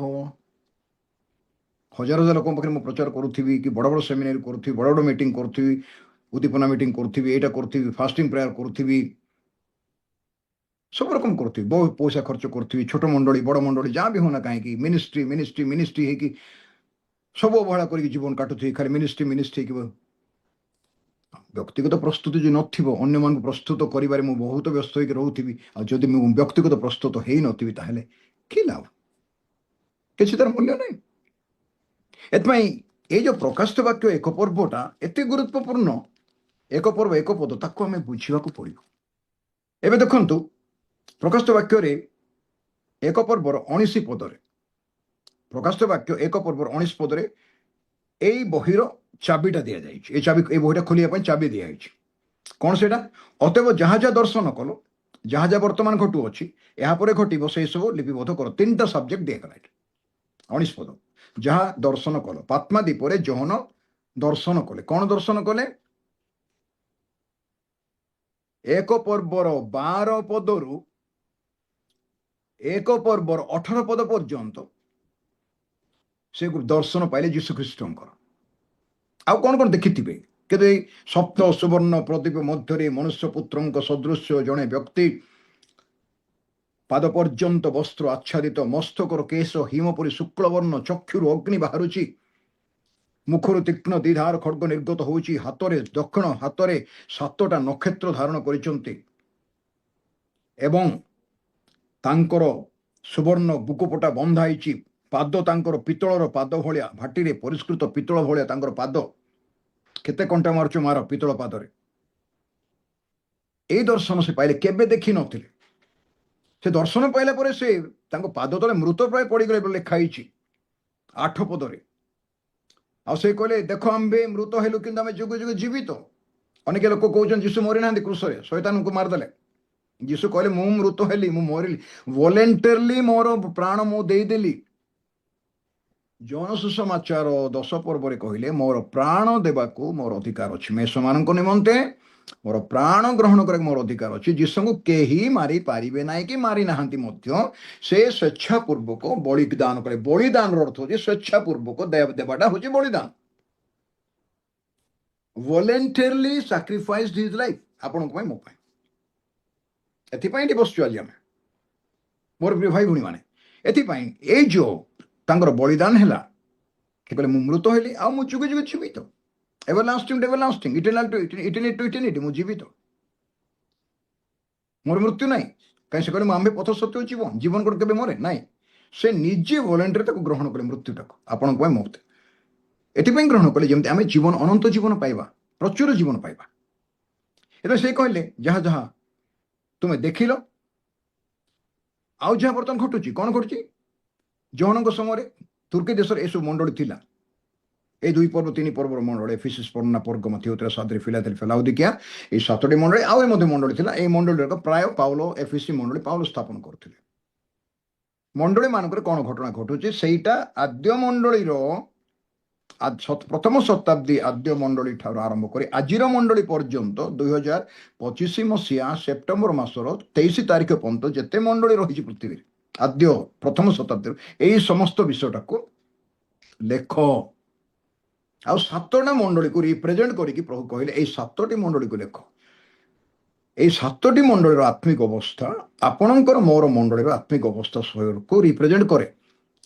ଆପଣଙ୍କର ମଣ୍ଡଳୀ ବା ମୋର ମଣ୍ଡଳୀ, ଆମେ ଯେଉଁ ମଣ୍ଡଳୀକୁ ଯାଉଛୁ, ଉପାସନା କରୁଛୁ, ମଣ୍ଡଳୀ ପରିବର୍ତ୍ତନ କଲେ କେହି ସ୍ୱର୍ଗକୁ ଯାଇପାରିବେ ନାହିଁ। ଏଇଟା ଭଲରେ ମନେ ରଖନ୍ତୁ। ସ୍ୱର୍ଗକୁ ମଣ୍ଡଳୀ ନିଏ ନାହିଁ, ଯୀଶୁ ନିଅନ୍ତି। ଏ କଥା ଆମେ ସ୍ପଷ୍ଟ ଜାଣିବା। এই 7 ମଣ୍ଡଳୀ ଏଥିପାଇଁ କୁହାଗଲା ଯେ ମଣ୍ଡଳୀର ଆତ୍ମିକ ଅବସ୍ଥା। ଏବେ ଆମର ତ ଆଜି ତ ସମୟ ନାହିଁ ମଣ୍ଡଳୀ ବିଷୟରେ ଆଲୋଚନା କରିବା ପାଇଁ। ଆମକୁ ପ୍ରାୟ 5ଟା 6ଟା ସବଜେକ୍ଟ ନେବା ପାଇଁ ପଡ଼ିବ ଏଇ 7 ମଣ୍ଡଳୀ ବିଷୟରେ ଆଲୋଚନା କରିବା ପାଇଁ। ହେଲେ ଏଥିରେ ଆଉ ଏହାପରେ ଘଟିବ 19 ପଦ କଥା କହୁଥିଲି, କି ଅଫ୍ ଦ ବୁକ୍ ଅଫ୍ ରେଭେଲେସନ। ଘଟିବ, କ'ଣ ଘଟିବ? ଏହାପରେ ମଣ୍ଡଳୀ ଯୁଗ ପରେ ମଣ୍ଡଳୀର ଯେତେବେଳେ ସଂଖ୍ୟା ପରିପୂର୍ଣ୍ଣ ହେଇଯିବ, ମଣ୍ଡଳୀର ସଂଖ୍ୟା ପରିପୂର୍ଣ୍ଣ ହେବ। ରୋମିଓ ବିବରଣୀ 11 ପର୍ବ ଯେଉଁମାନେ ଖୋଲୁଛନ୍ତି, ମୁଁ ଅଳ୍ପ ସମୟ ଭିତରେ ଛାଡ଼ି ଦେଉଛି ଆପଣଙ୍କୁ। ରୋମିଓ ବିବରଣୀ 11 ପର୍ବ 25 ପଦ, ଧ୍ୟାନ ଦିଅନ୍ତୁ। ରୋମିଓ ବିବରଣୀ 11 ପର୍ବ 25। କାରଣ ହେ ଭାଇମାନେ, ହେ ଭାଇମାନେ, ତୁମ୍ଭେମାନେ ଯେପରି ଆପଣା ଆପଣାକୁ ବୁଦ୍ଧିମାନ ବୋଲି ମନେ ନ କର, ହଁ ହଁ, ଏଥି ନିମନ୍ତେ ତୁମ୍ଭେମାନେ ଯେ ଏହି ନିଗୁଡ ତତ୍ତ୍ୱ ସମ୍ବନ୍ଧରେ ଅଜ୍ଞ ରୁହ, ଏହା ମୋର ନିଗୁଡ ତତ୍ତ୍ୱ ମେଷ୍ଟୋରୀ, ଏ ସମ୍ବନ୍ଧରେ ଅଜ୍ଞ ରୁହ ନାହିଁ, ତାକୁ ଜାଣିବା ଦରକାର। ଏ ନିଗୁଡ ତତ୍ତ୍ୱଟା କ'ଣ? ତାପରେ ଭାଇ, ହଁ, ଏହା ମୋର ଇଚ୍ଛା ନୁହେଁ। ହଁ ଯେ ପର୍ଯ୍ୟନ୍ତ ହଁ ହଁ, ବିଜାତି ମାନେ ପୂର୍ଣ୍ଣ ସଂଖ୍ୟାରେ ପ୍ରବେଶ କରିନାହାନ୍ତି, କରିନାହାନ୍ତି, ସେ ପର୍ଯ୍ୟନ୍ତ ଇସ୍ରାଏଲ ଅଂଶ କ୍ରମେ କଠିନ ହୋଇଅଛି। କଠିନ ହୋଇଅଛି। ତାପରେ ଆଉ ଏହି ପ୍ରକାରେ ସମସ୍ତ ଇସ୍ରାଏଲ ପରିତ୍ରାଣ ପାଇବେ। ଦେଖନ୍ତୁ ଦେଖନ୍ତୁ ଦେଖନ୍ତୁ, ସମସ୍ତ ଇସ୍ରାଏଲ ପରିତ୍ରାଣ ପାଇବେ ବୋଲି ବାଇବେଲ କହୁଛି।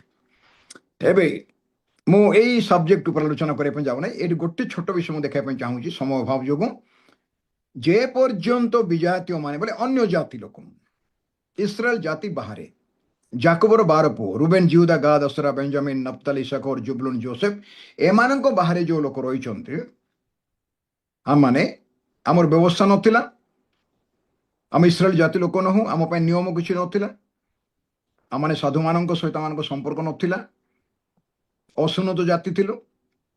ଏଥିପାଇଁ ବାଇବେଲ ପଣ୍ଡିତମାନେ ଅନୁବାଦ କଲାବେଳକୁ ଓଡ଼ିଆ ପଣ୍ଡିତମାନେ ଏଇ ବିଜାତି ଶବ୍ଦ ବ୍ୟବହାର କଲେ, ତାହା ହେଉଛି ଅନ୍ୟ ଜାତି। ଇସ୍ରାଏଲ ଜାତି ବାହାରେ ତାଙ୍କୁ ହେଦେନ୍ସ ବୋଲି କୁହାଯାଏ, ଅନ୍ୟ ଜାତି। ସେମାନେ ପୂର୍ଣ୍ଣ ସଂଖ୍ୟାରେ ପ୍ରବେଶ କରିନାହାନ୍ତି। କୋଉଠି? ମଣ୍ଡଳୀରେ। ଇସ୍ରାଏଲ ଜାତି ଆପଣ ଆରମ୍ଭରୁ କହୁଥିଲି, ଇସ୍ରାଏଲ ଲୋକ ଆଜି ପର୍ଯ୍ୟନ୍ତ ଯୀଶୁ ଗ୍ରହଣ କରିନାହାନ୍ତି। ପୃଥିବୀରେ ଯଦି ଅଧିକାଂଶ ଲୋକ ଗ୍ରହଣ କରିଛି, କୋଉମାନେ? ଇସ୍ରାଏଲ ଜାତି ବାହାରେ ଲୋକ ଗ୍ରହଣ କରିଛନ୍ତି। ହେଲେ ପୂର୍ଣ୍ଣ ସଂଖ୍ୟାରେ ପ୍ରବେଶ କଲେ ମଣ୍ଡଳୀର ସମସ୍ତ ଅନୁଗ୍ରହ ସମୟ ସରିଯିବ ସେଦିନ। ହେଲେ ପୂର୍ଣ୍ଣ ସଂଖ୍ୟା କ'ଣ ପ୍ରଭୁ ଜାଣିଛନ୍ତି କି? ପ୍ରଶ୍ନ। ପୂର୍ଣ୍ଣ ସଂଖ୍ୟା କିଏ ଜାଣିଛି? ଯେମିତି ଲୋକ କୁହନ୍ତି ପ୍ରକାଶିତ ବାକ୍ୟରେ 1,40,000 ଲୋକ ମୁଦ୍ରାଙ୍କିତ କର, ଆମେ ସେ ଲୋକ ବୋଲି କହୁଛନ୍ତି। ସେମିତି ନାହିଁ, ବାଇବେଲ ସେ କଥା କହୁନାହିଁ। ଏମିତି ଅଛନ୍ତି ଗ୍ରୁପ ଯେଉଁମାନେ କୁହନ୍ତି ଆମେ ହେଉଛି 1,40,000 ଲୋକ। ସେଇଟା ଗୋଟେ ନିର୍ଦ୍ଦିଷ୍ଟ ଗ୍ରୁପ କଥା କୁହାଗଲା। କାହିଁକି କୁହାଗଲା? ତାର କାରଣ ଅଛି ବାଇବେଲ। କିନ୍ତୁ ଆମେ ଏକ ସେ ଲୋକ ବୋଲି କହିବାଟା ହେଉଛି ପ୍ରକୃତ ଭୁଲ। ଏବେ ଏଇ ଜାଗାରେ ଆମେ ଦେଖିପାରୁଛୁ ବିଜାତି ମାନେ ପୂର୍ଣ୍ଣ ସଂଖ୍ୟାରେ ପ୍ରବେଶ କରି କୋଉଠି ପ୍ରବେଶ କରି ମଣ୍ଡଳୀରେ ଅନ୍ୟ ଜାତି ଲୋକମାନେ ଯେମିତି ନହଙ୍କ ଜାହାଜରେ ଗାଈ ଗୋରୁ ମେଣ୍ଢା ଛେଳି ବାଘ ଭାଲୁ ହାତୀ ଚିଲ ଶାର୍ଗୁଣା କପୋତ ଚଢ଼େଇ ମାନେ ସବୁ ହିଂସ୍ରକ ଅହିଂସ୍ରକ ପ୍ରବେଶ କରେ ସେମିତି ପ୍ରବେଶ କରି ଲୋକ ମଣିଷମାନେ ଜଳପ୍ଲାବନରେ ମରିଗଲେ ପଶୁ ପକ୍ଷୀ ଜନ୍ତୁ ମାନେ ଉଦ୍ଦୀପନା ହେଇଗଲା ଜଙ୍ଗଲ ଭିତରେ ସେ ଆସିକି ଜାହାଜରେ ପ୍ରବେଶ କରି ରକ୍ଷା ପ୍ରାପ୍ତ ହେଇଗଲେ। ହେଲେ ଆମେ ବର୍ତ୍ତମାନ ଦେଖିପାରୁଛୁ ବିଜାତି ମାନେ ପୂର୍ଣ୍ଣ ସଂଖ୍ୟାରେ ପ୍ରବେଶ କରିନାହାନ୍ତି। ଆପଣଙ୍କ ମନରେ ମୋ ମନରେ ଗୋଟେ ପ୍ରଶ୍ନ ଆସିବ ଯେ ପୂର୍ଣ୍ଣ ସଂଖ୍ୟା ବୋଲି କଣ ସେଇଟା? ଏଇ ପୂର୍ଣ୍ଣ ସଂଖ୍ୟା କଣ କିଏ ଜାଣିଛି? କିଛି ଲେଖା ହେଇଛି କି ବାଇବେଲରେ? ନାଇଁ। ପ୍ରଭୁ ଜାଣିଛନ୍ତି, ନିଶ୍ଚୟ ଜାଣିବା କଥା। ଆଉ ଗୋଟେ ପ୍ରଶ୍ନ ଆସିବ ମନ ଭିତରେ ଆପଣଙ୍କର ମୋର, ଏଇ ସଂଖ୍ୟା କଣ ପ୍ରଭୁ ନିର୍ଦ୍ଧାରଣ କରିଛନ୍ତି କି? ଯଦି ପ୍ରଭୁ ଏ ସଂଖ୍ୟା ନିର୍ଦ୍ଧାରଣ କରିଛନ୍ତି ତାହେଲେ ତ ବଡ଼ ସମସ୍ୟା ହେଇଯିବ। ସେ ସଂଖ୍ୟା ବାହାରେ ତ ଲୋକ କିଏ ପରିତ୍ରାଣ ପାଇପାରିବେ ନାହିଁ ଅନୁଗ୍ରହ ଯୁଗରେ, ବା ଅନୁଗ୍ରହ ପାଇପାରିବେ ନାହିଁ, ପାପକ୍ଷମା ପାଇପାରିବେ ନାହିଁ। କାରଣ ପୂର୍ଣ୍ଣ ସଂଖ୍ୟା ପ୍ରଭୁ ନିର୍ଦ୍ଧାରଣ କରିଛନ୍ତି। ସେଇଟା ନାହିଁ ଭାଇ ଭଉଣୀ ମାନେ। ପୂର୍ଣ୍ଣ ସଂଖ୍ୟାରେ ପ୍ରବେଶ କରିବାର ଅର୍ଥ ହେଉଛି ପ୍ରଭୁ ଯୀଶୁ ଖ୍ରୀଷ୍ଟଙ୍କର କାଲବରୀ କ୍ରୁଶରେ ଯୋଉ ବଳିଦାନଟା ହେଲା, ମୃତ୍ୟୁ ଉପରେ ଜୟ ଲାଭ କଲେ, ପାପ ଉପରେ ଜୟ ଲାଭ କଲେ, ନରକ ଉପରେ ଜୟ ଲାଭ କଲେ, ଜଗତ ଉପରେ ଜୟ ଲାଭ କଲେ, ଶୈତାନ ଉପରେ ଜୟ ଲାଭ କଲେ। ଆଉ ଥରେ କହିଦେବେ, ପାପ ଉପରେ ଜୟ ଲାଭ କଲେ ଯୀଶୁ କ୍ରୁଶରେ, ମୃତ୍ୟୁ ଉପରେ ଜୟ ଲାଭ କଲେ, ନରକ ଉପରେ ଜୟ ଲାଭ କଲେ, ଶୈତାନ ଉପରେ ଜୟ ଲାଭ କଲେ, ଆଉ ଜଗତ ଉପରେ ଜୟ ଲାଭ। ଏଇ ଯୋଉ ବିଜୟ ଆଣିଲେ ପ୍ରଭୁ କାଲବରୀ କ୍ରୁଶରେ, এটা ସମସ୍ତଙ୍କ ପାଇଁ। ଈଶ୍ୱର ଜଗତକୁ ଏମନ୍ତ ପ୍ରେମ କରେ। ଜଗତକୁ ପ୍ରେମ କଲେ ଜାଗାରେ ଗୋଟେ ଲୋକକୁ ଛାଡ଼ିଦେଲେ ସେଟା ପୁରା ଜଗତ ହେଇପାରିବ ନାହିଁ। ଈଶ୍ୱର ଜଗତକୁ ଏମନ୍ତ ପ୍ରେମ କଲେ ସେ ଆପଣ ଅଦ୍ୱିତୀୟ ପୁତ୍ରଙ୍କୁ ଦାନ କଲେ, ବଳିଦାନ କରିବା ପାଇଁ ଦାନ କଲେ, ବଳିଦାନ କରିବା ପାଇଁ ଦାନ କଲେ, ଯେପରି ଯେ କେହି ତାଙ୍କ ବିଶ୍ୱାସ କରେ ସେ ବିନଷ୍ଟ ନ ହୋଇ ଅନନ୍ତ ଜୀବନ ପ୍ରାପ୍ତ ହେବ। ଏଥିରେ ଆପଣ ମୁଁ ଅନନ୍ତ ଜୀବନ ପ୍ରାପ୍ତ ହେଇଛୁ, ଆମେ ବିଶ୍ୱାସ କରିଛୁ। ନିଜ ଲୋକ ତାଙ୍କୁ ଗ୍ରହଣ କଲେ ନାହିଁ। ନିଜ ଲୋକ ଗ୍ରହଣ କଲେ ନାହିଁ। ପ୍ରେରିତ ମାନଙ୍କ ସମୟରେ ପାଉଲ ବର୍ଣ୍ଣବା ବାହାରେ ବିଜାତି ମାନଙ୍କ ପାଖରେ ବାକ୍ୟ ପ୍ରଚାର କରିବା ପାଇଁ ପିତର ମଧ୍ୟ ଯାଇକି ପ୍ରଚାର କରିଛନ୍ତି। ଆଜି ପର୍ଯ୍ୟନ୍ତ ଅନ୍ୟ ଜାତି ଲୋକଙ୍କ ପାଖରେ ସୁସମାଚାର ପ୍ରଚାର ହେଉଛି ଆଉ ମଣ୍ଡଳୀ ଗଠନ ହେଉଛି, ଆଉ ମଣ୍ଡଳୀକୁ ନରକର ବଳ ପରାଜୟ କରିବ ନାହିଁ ବୋଲି ଯୀଶୁ କହିଛନ୍ତି। ଯେତେ ଠାଡ଼ ଆସିଲେ ମଧ୍ୟ ପ୍ରଭୁଙ୍କ ରାଜ୍ୟ କେବେ ମଧ୍ୟ ବନ୍ଦ ହେବ ନାହିଁ। ଆମେ ସମାଧାନ କରିବା ପାଇଁ ତ ବହୁତ ଚେଷ୍ଟା କରୁଛୁ, ସମାଧାନ ହେବ ନାହିଁ। ଗହମ ବୀଜ ମୃତ୍ତିକାରେ ପଡ଼ି ମରିବାର ଅଛି, ତେବେ ଫଳ ଫଳିବ। ଏଇ କଥାଟାକୁ ସ୍ପଷ୍ଟ ଭାବରେ ବୁଝିବାର ଅତି ପ୍ରୟୋଜନ ଅଛି। ଏଥିପାଇଁ ଯୀଶୁଖ୍ରୀଷ୍ଟଙ୍କର କାଲବରୀ କ୍ରୁଶର ବଳିଦାନକୁ ସୁସମାଚାର ଯୁଗ ଠାରୁ ଆରମ୍ଭ କରି ଯୀଶୁଖ୍ରୀଷ୍ଟଙ୍କର ତୁରୀବାଦ୍ୟରେ ମେଘମାଳାରେ ଆଗମନ କରିବା ପର୍ଯ୍ୟନ୍ତ, ମେଘମାଳାରେ ଜିତ ପର୍ବତରେ ନାହିଁ, ମନେ ରଖନ୍ତି କଥା। ମୁଁ ଦ୍ୱିତୀୟାଗମନ କଥା କହୁନାହିଁ। ମଣ୍ଡଳୀ ତୁରୀବାଦ୍ୟରେ ଯୀଶୁଙ୍କୁ ଭେଟିବ। ସତୀକନ୍ୟା, 2 Corintho 11:2 ସତୀକନ୍ୟା ମଣ୍ଡଳୀ, ସେଇ ପର୍ଯ୍ୟନ୍ତ ବା ମଣ୍ଡଳୀ ଶେଷ ବ୍ୟକ୍ତି ପ୍ରବେଶ କରିବା ପର୍ଯ୍ୟନ୍ତ, ନହଙ୍କ ଜାହାଜରେ ଯେମିତି ଶେଷ ଜନ୍ତୁ ଚାଲି ପାରୁନଥିବ ସେମିତି ଜନ୍ତୁ କି ଚଢ଼େଇ ପ୍ରବେଶ କଲା ପରେ କବାଟ ବନ୍ଦ ହେଇଗଲା, ପ୍ରଭୁ ବନ୍ଦ କରିଦେଲେ। ସେମିତି ମଣ୍ଡଳୀ ଯୁଗ ଆରମ୍ଭରୁ ପ୍ରଭୁ ଯୀଶୁଖ୍ରୀଷ୍ଟଙ୍କର ଶୂନ୍ୟ ମଣ୍ଡଳକୁ ଆସିବା ପର୍ଯ୍ୟନ୍ତ ଯେତେ ଲୋକ ଗ୍ରହଣ କରିବେ ଯୀଶୁଙ୍କୁ, ସେ ପ୍ରଭୁ ହେଇଥିବା ଯୋଗୁଁ ଆଗରୁ ଜାଣିଛନ୍ତି ସେ ସଂଖ୍ୟାଟା, ସେ ଇଣ୍ଟରଫିୟର କରନ୍ତି ନାହିଁ। ସମସ୍ତଙ୍କ ପାଇଁ ଦ୍ୱାର ଖୋଲା ହେଇଛି, ସ୍ୱାଧୀନତା ଦିଆଯାଇଛି, ଅନୁଗ୍ରହ ସମସ୍ତଙ୍କ ପାଇଁ ଖୋଲା ହେଇଛି। ଅନୁଗ୍ରହ ପରେ ଅନୁଗ୍ରହ କରିଛନ୍ତି, ଯିଏ ବି ଗ୍ରହଣ କରିପାରିବ। ମଣ୍ଡଳୀକୁ ସୁଯୋଗ ଦେଇଛନ୍ତି ତୁ ବାକ୍ୟ ପ୍ରଚାର କରେ, ସୁସମାଚାର ପ୍ରଚାର କରେ, ଲୋକମାନଙ୍କୁ ପ୍ରଭୁ ପାଖକୁ ଆଣେ। ଏଇଟା ପ୍ରତ୍ୟେକ ବିଶ୍ୱାସର କର୍ତ୍ତବ୍ୟ, ଖାଲି ପାଳକ ପ୍ରଚାରକ ମାନଙ୍କର କର୍ତ୍ତବ୍ୟ ନାହିଁ। ଏଇଟା ଖାଲି ଭବିଷ୍ୟତ ବକ୍ତା କି ପ୍ରେରିତ ମାନଙ୍କର, ଶିକ୍ଷକ ମାନଙ୍କର କର୍ତ୍ତବ୍ୟ ନାହିଁ, କି ଡିକନ ମାନଙ୍କର କର୍ତ୍ତବ୍ୟ ନାହିଁ। ଏଇଟା ପ୍ରତ୍ୟେକ ବିଶ୍ୱାସର କର୍ତ୍ତବ୍ୟ। ଆଦ୍ୟ ମଣ୍ଡଳୀ ସେମିତି ଥିଲା, ଇଚ୍ ୱାନ୍ ଗେଟ୍ ୱାନ୍, ଜଣେ ଜଣକୁ ଲାଭ କରିପାରୁଥିଲେ। ଆଜିର ମଣ୍ଡଳୀ ତ ସଂସ୍ଥା ଉପରେ ନିର୍ଭର କଲେ ନା, ମଣ୍ଡଳୀ ଉପରେ ମଣ୍ଡଳୀ ନିର୍ଭର କରୁନାହିଁ ନା। ବାଇବେଲରେ ସଂସ୍ଥା କଥା ଲେଖାଯାଏନି, ମଣ୍ଡଳୀ କଥା ଲେଖାଯାଇଛି। ମଣ୍ଡଳୀ ଖ୍ରୀଷ୍ଟଙ୍କର ଶରୀର, ଜୀବନ୍ତ ଶରୀର। ପ୍ରଥମ କରନ୍ତି 12 ପର୍ବ 12 ପଦ ଆପଣ ପଢିବେ, ମଣ୍ଡଳୀ କଥା ବୁଝିପାରିବେ। ଏଫେସରେ ପଢନ୍ତୁ, ମଣ୍ଡଳୀ କଥା ଆମେ ଜାଣିପାରିବା। ଏଥିପାଇଁ ଏଇ ଯୋଉ ପୂର୍ଣ୍ଣ ସଂଖ୍ୟା ଯୋଉଦିନ ସରିଗଲା ବା ପୂର୍ଣ୍ଣ ହେଇଗଲା ମଣ୍ଡଳୀର ସଂଖ୍ୟା, ସେଇଦିନ ତୁରୀବାଦ୍ୟ ହେବ। ଲାଷ୍ଟ ୱାର୍ଡ ତୁରୀବାଦ୍ୟ। ଯେମିତି ତୁରୀବାଦ୍ୟ ହେବ, ରାତି ହଉ ଦିନ ହଉ, ତାକୁ 4 ଭାଗରେ ବିଭକ୍ତ କରାଯାଇଛି ମାର୍କ ସୁସମାଚାର 13 ପର୍ବରେ। ସନ୍ଧ୍ୟାବେଳେ, ମଧ୍ୟରାତ୍ରିରେ, କୁକୁଡ଼ା ଡାକିଲା ବେଳେ, ଆଉ ସକାଳେ ବୋଲି। ଏଇ 4ଟା କଥା ମୁଁ ଏବେ ଏକ୍ସପ୍ଲେନ କରୁନାହିଁ, ସମୟ ନାହିଁ ସେଥିପାଇଁ। କିନ୍ତୁ ଅର୍ଦ୍ଧରାତ୍ର ସମୟରେ ବରଙ୍କର ଆସିବା, ଦେଖ ବରଙ୍କର ଆସିବାର ହେଲା ବେଳ ବୋଲିକି ଯୋଉ ତୁରୀବା କୋଳାହଳ ହେଲା ଲେଖାହେଇଛି ମାଥ୍ୟୁ ସୁସମାଚାର 25ରେ। ତା ପୂର୍ବରୁ କ'ଣ ଲେଖାହେଇଛି? ବରଙ୍କର ଆସିବାର ବିଳମ୍ବ ହୁଅନ୍ତେ। କାହିଁକି ବର ବିଳମ୍ବ କରିଛନ୍ତି ଜାଣିଛନ୍ତି? ଏ 5 କନ୍ୟାଙ୍କର ତେଲ ନଥିଲା, ପ୍ରସ୍ତୁତ ହୁଅନ୍ତୁ ବୋଲି ବିଳମ୍ବ କରୁଥିଲେ। ଆଜି ଯଦି ପ୍ରଭୁ ଯୀଶୁ ଖ୍ରୀଷ୍ଟ ବିଳମ୍ବ କରିଛନ୍ତି, ହୁଏତ ଆପଣଙ୍କ ପାଇଁ ମୋ ପାଇଁ ବିଳମ୍ବ କରିଛନ୍ତି, ଆମ ପରିବାର ପାଇଁ ବିଳମ୍ବ କରିଛନ୍ତି। ଆମର ଅନେକ ଲୋକ ପ୍ରଭୁ ଜାଣିନାହାନ୍ତି ଆଜି। এই বিষয়টাକୁ ଆମେ ସ୍ପଷ୍ଟ ବୁଝିବାକୁ ପଡ଼ିବ। ମୋର ପ୍ରିୟ ଭାଇ ଭଉଣୀ ମାନେ, ଯଦି କେହି ଯେପରି ବିନଷ୍ଟ ନ ହୁଅନ୍ତି, 2 Peter 3:8-9, ଏଥିପାଇଁ ସେ ଦୀର୍ଘ ସୃଷ୍ଟି ଜଗିଛନ୍ତି। ଏଥିପାଇଁ ଯେମିତି ତୁରି ବାଧ୍ୟ ହେଇଯିବ ଚକ୍ଷୁର ପଲକରେ, ଏକ ନିମିଷରେ। ପ୍ରଥମ ଥେସଲୋନିକେ 4 ପର୍ବ 13 ପଦରୁ ତଳକୁ, ଆଉ ପ୍ରଥମ କରନ୍ତି 15 ପର୍ବ, ପୁରା ଏ 2ଟା ପର୍ବ ଆପଣ ପଢ଼ନ୍ତୁ, ମୁଁ ପଢ଼ିବା ପାଇଁ କହୁନାହିଁ। ଗୋଟିଏ ସେକେଣ୍ଡରେ, ଚକ୍ଷୁର ପଲକରେ, ଏକ ନିମିଷରେ ଆମେ ଶୂନ୍ୟ ମଣ୍ଡଳକୁ ନୀତ ହେଇଯିବା। ସେ ହେଉଛି ରେପଚର। ରେପଚର ବୋଲି ଯୋଉ ଶବ୍ଦ ୟୁଜ୍ କରୁ, ଶୂନ୍ୟ ମଣ୍ଡଳକୁ ନୀତ ହେବା, will cut up to the air. ଯେମିତି ମଣ୍ଡଳ ଉଠିଗଲା, ଲୋଟ ଯେମିତି ସୋଦମ ଗମୋରା ବାହାରି ଗଲେ, ନୋହ ଯେମିତି ଜାହାଜରେ ପ୍ରବେଶ କଲେ, ଠିକ୍ ସେମିତି ମଣ୍ଡଳ ଯେମିତି ଉଠିଗଲା, ଭଣ୍ଡ ଖ୍ରୀଷ୍ଟ ରାଜ୍ୟ ଆରମ୍ଭ ହେବ 7 ବର୍ଷ। এই 7 ବର୍ଷକୁ 2 ଭାଗରେ ବିଭକ୍ତ କରାଯାଇଛି। ଏଥିପାଇଁ ବାଇବେଲରେ ପ୍ରମାଣ ଅଛି। ମୁଁ ଆପଣଙ୍କୁ ବର୍ତ୍ତମାନ ସେ ପ୍ରମାଣ ଦେବା ପାଇଁ ମୋର ସମୟ ଅଭାବ, କିନ୍ତୁ ବାଇବେଲରେ ତାର ପ୍ରମାଣ ଅଛି। ମଣ୍ଡଳୀ ଏ 7 ବର୍ଷ ଭିତରେ ଯିବ ନାହିଁ, ଯେହେତୁ 2 ପର୍ବ 3 ପର୍ବ ପରେ ମଣ୍ଡଳୀକୁ ଆପଣ 19 ପର୍ବ ପର୍ଯ୍ୟନ୍ତ ପ୍ରକାଶ ବାକ୍ୟରେ ପାଉନାହାନ୍ତି। 4 ପର୍ବ 5 ପର୍ବରେ ପ୍ରକାଶିତ ବାକ୍ୟରେ ସ୍ୱର୍ଗର ଦର୍ଶନ, 6 ପଦରୁ କ୍ଲେଶ ଆରମ୍ଭ ହେଉଛି, 6 ପର୍ବରୁ ସପ୍ତ ମୁଦ୍ରା, ତାପରେ ସପ୍ତ ତୁରୀ ଧ୍ୱନି, ତାପରେ ସପ୍ତ କ୍ଲେଶର ପାତ୍ର, ମଝିରେ ସପ୍ତ ମେଘ ଗର୍ଜନ। ଏଗୁଡ଼ାକ ଗୋଟେ ପରେ ଗୋଟେ କ୍ଲେଶ, ନିର୍ଦ୍ଦିଷ୍ଟ ନାମ, ନିର୍ଦ୍ଦିଷ୍ଟ ସମୟରେ ହେବ, ଆଉ ଈଶ୍ୱରଙ୍କ କ୍ରୋଧ ମଧ୍ୟ ଢଳାଯିବ। ଭଣ୍ଡ ଖ୍ରୀଷ୍ଟ ରାଜ୍ୟ ପ୍ରକାଶ ପାଇବ। ଭଣ୍ଡ ଖ୍ରୀଷ୍ଟର ପ୍ରାଦୁର୍ଭାବ 3 ବର୍ଷ 6 ମାସ ରହିବ 7 ବର୍ଷ ଭିତରେ। ତାକୁ କୁହାଯାଏ ମହାକ୍ଲେଶ, ଗ୍ରେଟ୍ ଟ୍ରିବୁଲେସନ। ତାକୁ ଗୋଟେ ଭଣ୍ଡ ଭାବବାଦୀ ସାହାଯ୍ୟ କରିବ। ଯେମିତି ମଣ୍ଡଳ ଉଠିଗଲା, ଗ୍ରେସ୍ ପିରିୟଡ଼ ଓଭର ହେଇଯିବ। ଲୋକମାନେ ଥିବେ, ଯୀଶୁଙ୍କୁ ଜାଣିଥିବେ, କିନ୍ତୁ ପରିତ୍ରାଣ ପାଇନଥିବେ, ତୁରିବାଦରେ ଯାଇନଥିବେ। ସେହି ସମୟରେ ଯେଉଁମାନେ ପରିତ୍ରାଣ ପାଇବା ପାଇଁ ଚାହିଁବେ, ସେମାନେ ପ୍ରାଣ ଦେଇକି ଅନୁଗ୍ରହ, ପ୍ରାଣ ଦେଇକି ପରିତ୍ରାଣ କିଣିବେ। 7 ବର୍ଷ ଭିତରେ 666ଟି जो 13 पर लिखा जाए ସେଇଟା 3 ବର୍ଷ 6 ମାସ, ଶେଷ 3 ବର୍ଷ 6 ମାସରେ ହିଁ ବ୍ୟବହାର କରାଯିବ। ପ୍ରଥମ 3 ବର୍ଷ 6 ମାସ ନାହିଁ, ପ୍ରଥମ 3 ବର୍ଷ 6 ମାସ ଭ୍ରାନ୍ତିର ସମୟ। ଲୋକମାନେ ଭ୍ରାନ୍ତ ହେଇକି ଭଣ୍ଡ ଖ୍ରୀଷ୍ଟକୁ ଇସ୍ରାଏଲ ଲୋକମାନେ ମସିହ ବୋଲି ବିଶ୍ୱାସ କରିବେ। ଆଉ ଏଇ 7 ବର୍ଷ କ୍ଲେଶ ହେଲା ପରେ ମଣ୍ଡଳୀକୁ ଧରିକି ଯୀଶୁ ସ୍ୱର୍ଗରୁ ଓହ୍ଲେଇବେ, ଜିତ ପର୍ବତ। ସେଇଟା ଦ୍ୱିତୀୟ ଆଗମନ, ସେଇଟା ସେକେଣ୍ଡ କମିଂ, ସେଇଟା ରେପଚର ନାହିଁ। ରେପଚର ହେଉଛି ମଧ୍ୟାକାଶକୁ ଯିବାଟା ରେପଚର। ଆପଣଙ୍କୁ ମୁଁ ଗୋଟିଏ ମାତ୍ର ପଦ ଦେଖିବା ପାଇଁ ଚାହୁଁଥିଲି ତ ଦେଖିବା ପାଇଁ, କିନ୍ତୁ ସମୟ ଅଭାବ। 3 ପର୍ବ, ପ୍ରକାଶ 3 ପର୍ବ ଦେଖନ୍ତୁ, 12 ପଦ ଗ୍ୟାରେଣ୍ଟି ଦିଆଯାଇଛି। 12 ପଦ, ତୁମେ ଆମର ଧୈର୍ଯ୍ୟର ବାକ୍ୟ ରକ୍ଷା କରିଅଛ। ପ୍ରକାଶ ବାକ୍ୟ 3 ପର୍ବର 12 ପଦ, এটা ଫିଲାଦେଲଫିଆ ମଣ୍ଡଳୀ ଲେଖା ହେଇଛି, ଅର୍ଥାତ୍ ସମସ୍ତ ମଣ୍ଡଳୀ ଲେଖା ହେଇଛି। କାହିଁ ସବୁ ଜାଗାରେ ଲେଖା ଯାଇଛି ମଣ୍ଡଳୀ ଗଣକୁ ଆତ୍ମା କ'ଣ କହନ୍ତି, ଯାହାର କର୍ଣ୍ଣ ଅଛି ସେ ଶୁଣୁ। ଯଦି ଚିଠିଟା ଲେଖା ହେଇଛି ଫିଲାଦେଲଫିଆ ମଣ୍ଡଳୀକୁ, କିନ୍ତୁ ତଳେ ଲେଖା ହେଇଛି ମଣ୍ଡଳୀ ଗଣକୁ ଆତ୍ମା କ'ଣ କହନ୍ତି, ଯାହାର କର୍ଣ୍ଣ ଅଛି ସେ ଶୁଣୁ। ଏଫିସିୟନ ପାଇଁ ଲେଖା ହେଇଛି, ସ୍ପର୍ଣ୍ଣା ପାଇଁ ଲେଖା ହେଇଛି, ପର୍ଗମ ପାଇଁ ଲେଖା ହେଇଛି, ତାପରେ ସାଦ୍ରି ପାଇଁ ଲେଖା ଯାଇଛି, ଲାଉଦିକିଆ ପାଇଁ ଲେଖା ହେଇଛି। ମଣ୍ଡଳୀ ଗଣକୁ ଆତ୍ମା କ'ଣ କହନ୍ତି, ଯାହାର କର୍ଣ୍ଣ ଅଛି ସେ ଶୁଣୁ।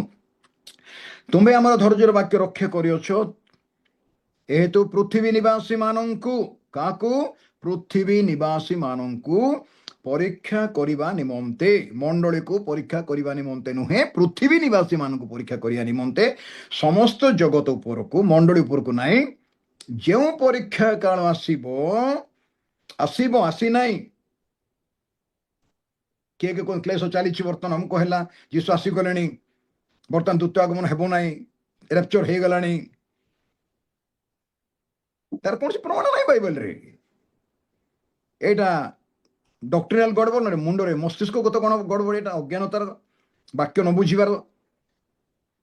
ଏଥିପାଇଁ ପରୀକ୍ଷା କାଳ ଆସିବ, ଆସୁଛି ଲେଖା ହେଇନି, ଆସିଛି ଲେଖା ହେଇନି, ଆସିବ, ଆସିନାହିଁ ପର୍ଯ୍ୟନ୍ତ। ସେଥିରୁ ସେଇ ପରୀକ୍ଷା କାଳ ଆମେ ତୁମକୁ ରକ୍ଷା କରିବା। କାହା କହୁଛନ୍ତି? ମଣ୍ଡଳୀ କହୁଛନ୍ତି। ଆମେ ଶୀଘ୍ର ଆସୁଛୁ, ତାହେଲେ ଆମେ ଶୀଘ୍ର ଆସୁଛୁ, ଆମେ ତୁମକୁ ରକ୍ଷା କରିବା। ଫିଲାଦେଲଫିଆ ମଣ୍ଡଳୀକୁ ଲେଖ, ଆଉ ତଳେ ଲେଖା ହେଇଛି ମଣ୍ଡଳୀ ଗଣକୁ ଆତ୍ମା କ'ଣ କହନ୍ତି, ଯାହାର କର୍ଣ୍ଣ ଅଛି ସେ ଶୁଣୁ। ଏଥିପାଇଁ ଆପଣଙ୍କୁ ମତେ ଏ ଯୋଉ ପରୀକ୍ଷା କାଳ ଆସିବ, 1 ପର୍ବର 7 ପଦକୁ ଆସନ୍ତୁ, ଶେଷ କରିବା। 1 ପର୍ବର 7 ପଦ ଦେଖ, ସେ ମେଘମାଳାରେ ଆଗମନ କରୁଛନ୍ତି। ପ୍ରକାଶିତ ବାକ୍ୟ 1:7, ଦେଖ ସେ ମେଘମାଳାରେ ଆଗମନ କରୁଅଛନ୍ତି, ପ୍ରତ୍ୟେକ ଚକ୍ଷୁ ତାହାଙ୍କୁ ଦର୍ଶନ କରିବ। ଯେଉଁମାନେ ତାଙ୍କୁ ବିନ୍ଧିଥିଲେ ତ ଜଣେ ମାତ୍ର ଲୋକ। ରୋମିଓ ସୈନ୍ୟମାନେ ମାରିଥିଲେ କଣ୍ଟା ହାତରେ ପାଦରେ, ଜଣେ ବର୍ଚ୍ଛାରାଘାତ କରୁଥିଲେ। ଧରନ୍ତୁ 5 ଜଣ ଶିଷ୍ୟମାନେ, 5 ଜଣ ରୋମିଓ ସୈନ୍ୟମାନେ ମାରିଥିଲେ, କିନ୍ତୁ କୋଉମାନଙ୍କ ପ୍ରରୋଚନାରେ ମାରିଥିଲେ? ରୋମିଓ ମାନଙ୍କ ପ୍ରରୋଚନାରେ ମାରିଥିଲେ, ଜିହୁଦୀ ମାନଙ୍କର ପ୍ରରୋଚନାରେ ମାରିଥିଲେ। ଇସ୍ରାଏଲ ଜାତି ତାଙ୍କୁ ଧରେଇ ଦେଲେ, ସମସ୍ତେ କହିଲେ କ୍ରୁଶରେ ଚଢାଅ, କୋଳାହଳ ଜୟ ହେଲା। 7 ଦିନ ପୂର୍ବରୁ ହୋସାନା ଦାଉଦ ସନ୍ତାନ କହୁଥିଲେ, 7 ଦିନ ପରେ ତାଙ୍କୁ କ୍ରୁଶରେ ଟାଙ୍ଗିଦେଲେ। ଯେଉଁମାନେ ତାଙ୍କୁ ବିନ୍ଧିଥିଲେ ବା ଇସ୍ରାଏଲ ଜାତି, ରୋମିଓ ସୈନ୍ୟମାନଙ୍କର ଅଧୀନରେ ଯେଉଁମାନେ ଥିଲେ, ସେମାନେ ମଧ୍ୟ ଦର୍ଶନ କରିବେ, ଦେଖିବେ ଇସ୍ରାଏଲ ଜାତି, ଆରେ ୟାଙ୍କୁ ତମେ କ୍ରୁଶରେ ମାରିଥିଲୁ, ହାତରେ ପାଦରେ କଣ୍ଟା ଚିହ୍ନ ଥିବ। ସେଦିନ ସେଇଟା ସିନା ପ୍ରମାଣ, ଆପଣଙ୍କୁ ଯୀଶୁ ମତେ ପ୍ରେମ କରିଛନ୍ତି। ଆମେ ନିରୁପାୟ ଥିଲାବେଳେ ପ୍ରେମ କଲେ, ପାପୀ ଥିବା ସମୟରେ ପ୍ରେମ କଲେ, ଶତ୍ରୁ ଥିଲା ପ୍ରେମ କଲେ। କେମିତି ପ୍ରେମ କଲେ? ହାତରେ ପାଦରେ କଣ୍ଟା ଚିହ୍ନ ଥିବ। ମୋର ଥମାକୁ କହିଲା ଭଳିଆ, ମୋର କକ୍ଷ ଦେଶରେ ଦେଖ ବାପା, ବର୍ଚ୍ଛାରାଘାତ କରାହେଇଛି, ମୋର ଦାଗ ଏଠି ଅଛି, ଦେଖ ମୋର ହାତ। ଯେତେବେଳେ ଯୀଶୁ ଆଗମନ କରିବେ ତାଙ୍କ ହାତରେ ଚିହ୍ନ ଥିବ, ଆପଣଙ୍କ ପାଇଁ ମୋ ପାଇଁ ତାଙ୍କୁ ଯୋଉ ବଳିଦାନ କରାହେଇଛି। ତାପରେ ସେ ଲେଖିଛନ୍ତି କଣ ବୋଲିକି, ସେମାନେ ଦର୍ଶନ କରିବେ ଆଉ ପୃଥିବୀର ସମସ୍ତ ଗୋଷ୍ଠୀ। 7 ପଦ ଦେଖୁଛନ୍ତି ତ, ପ୍ରକାଶ 1:7, ପୃଥିବୀର ସମସ୍ତ ଗୋଷ୍ଠୀ, ମଣ୍ଡଳୀ ନାହିଁ, ତାଙ୍କ ଆଗମନ ସକାଶେ ବିଳାପ କରିବେ। ହଁ ଆମେନ୍। ଯୀଶୁ ଆସିଲେ ମଣ୍ଡଳୀ କାନ୍ଦିବ ନା ଖୁସି ହେବ? ଜଗତ ବିଳାପ କରିବ, ପୃଥିବୀ ବିଳାପ କରିବ, ପୃଥିବୀର ଲୋକମାନେ ବିଳାପ କରିବେ। ଆପଣ ମୁଁ ବିଳାପ କରିବା କି? କାହିଁକି ଆସିଲେ ପ୍ରଭୁ? ଭଲ ହେଲା, ଆସିନଥିଲେ ଭଲ ହେଇଥାନ୍ତା, ଆଉ ଟିକେ କେତେ ବର୍ଷ ରହିଥାନ୍ତି ପୃଥିବୀରେ, ମୋର ଗୁଡ଼େ କାମ ଥିଲେ ବୋଲି କହିବା। ଏମିତି କହିବା କି? ପୃଥିବୀ ନିବାସୀ ମାନେ ବିଳାପ, କାହିଁ ସେମାନେ ଜାଣିପାରିବେ ନାହିଁ ଆମେ ତାଙ୍କୁ ରିଜେକ୍ଟ କଲୁ, ତାଙ୍କୁ ଅତ୍ୟାଚାର କଲୁ, ତାଙ୍କ ଲୋକଙ୍କୁ ମାରିଲୁ, ପିଟିଲୁ, ହତ୍ୟା କଲୁ, ମଣ୍ଡଳୀ ଭାଙ୍ଗିଦେଲୁ, ସଂସ୍ଥା ଭାଙ୍ଗିଦେଲୁ, କାର୍ଯ୍ୟ ଭାଙ୍ଗିଦେଲୁ, ଅନେକ ଗାଁ ଗଣ୍ଡା ନଷ୍ଟ କରିଛୁ, ଲୋକମାନଙ୍କର ଘରଦ୍ୱାର ଭାଙ୍ଗି ଦେଇଛୁ, ତାଡ଼ନା କରିଛୁ, ନିନ୍ଦା କରିଛୁ, ଅଚ୍ୟୁତ କରିଛୁ, ବାହାର କରିଦେଇଛୁ। ଇଏ ତ ସେଇ ଯୀଶୁ ଯାହାକୁ ସେମାନେ ପୂଜା କରୁଥିଲେ, ସେବା କରୁଥିଲେ, ଆରାଧନା କରୁଥିଲେ। ଇସ୍ରାଏଲ ଲୋକମାନେ କହିବେ, ଆରେ ଆମେ ଆଙ୍କୁ ତ ମରିୟମର ପୁଅ, ବଢ଼େଇର ପୁଅ, ତାକୁ ବଢ଼େଇ ବୋଲି କହୁଛନ୍ତି ସେମାନେ, ବଢ଼େଇର ପୁଅଙ୍କୁ, ଯୋସେଫଙ୍କ ପୁଅ, ମରିୟମର ପୁଅ, ତାଙ୍କୁ ତାଙ୍କୁ କ୍ରୁଶରେ ଟାଙ୍ଗି ଦେଲୁ। ଇଏ ତ ସେ ଆସିଲେ ବର୍ତ୍ତମାନ। ଆଉ ସେମାନେ ରୋଦନ କରିକି ବିଳାପ କରିବେ, ଜଗତ ଲୋକମାନେ। ସମୟ ନଥିବ। ଏଟା 7 ବର୍ଷ ଯେତେବେଳେ ଯୀଶୁ ମଣ୍ଡଳୀକୁ, ବାଇବଲ କହୁଛି ସାଧୁମାନଙ୍କୁ ଧରିକି ଓହ୍ଲେଇବେ। ଯଦି ଆପଣ ପଢିବେ ଜିହୁଦା ଚିଠା 1 ପର୍ବ ଅଛି, 15 ପଦ ପଢିବେ, ଜାଣିବେ ସାଧୁ ଅୟତ ସାଧୁମାନଙ୍କୁ ଧରି ସେ ଆସୁଛନ୍ତି। ସ୍ୱର୍ଗର ସାଧୁମାନେ କୁଆଡେ ଆସିଲେ? ଅୟତ ସାଧୁ, ଦୂତମାନେ ଖାଲି ଅଛନ୍ତି।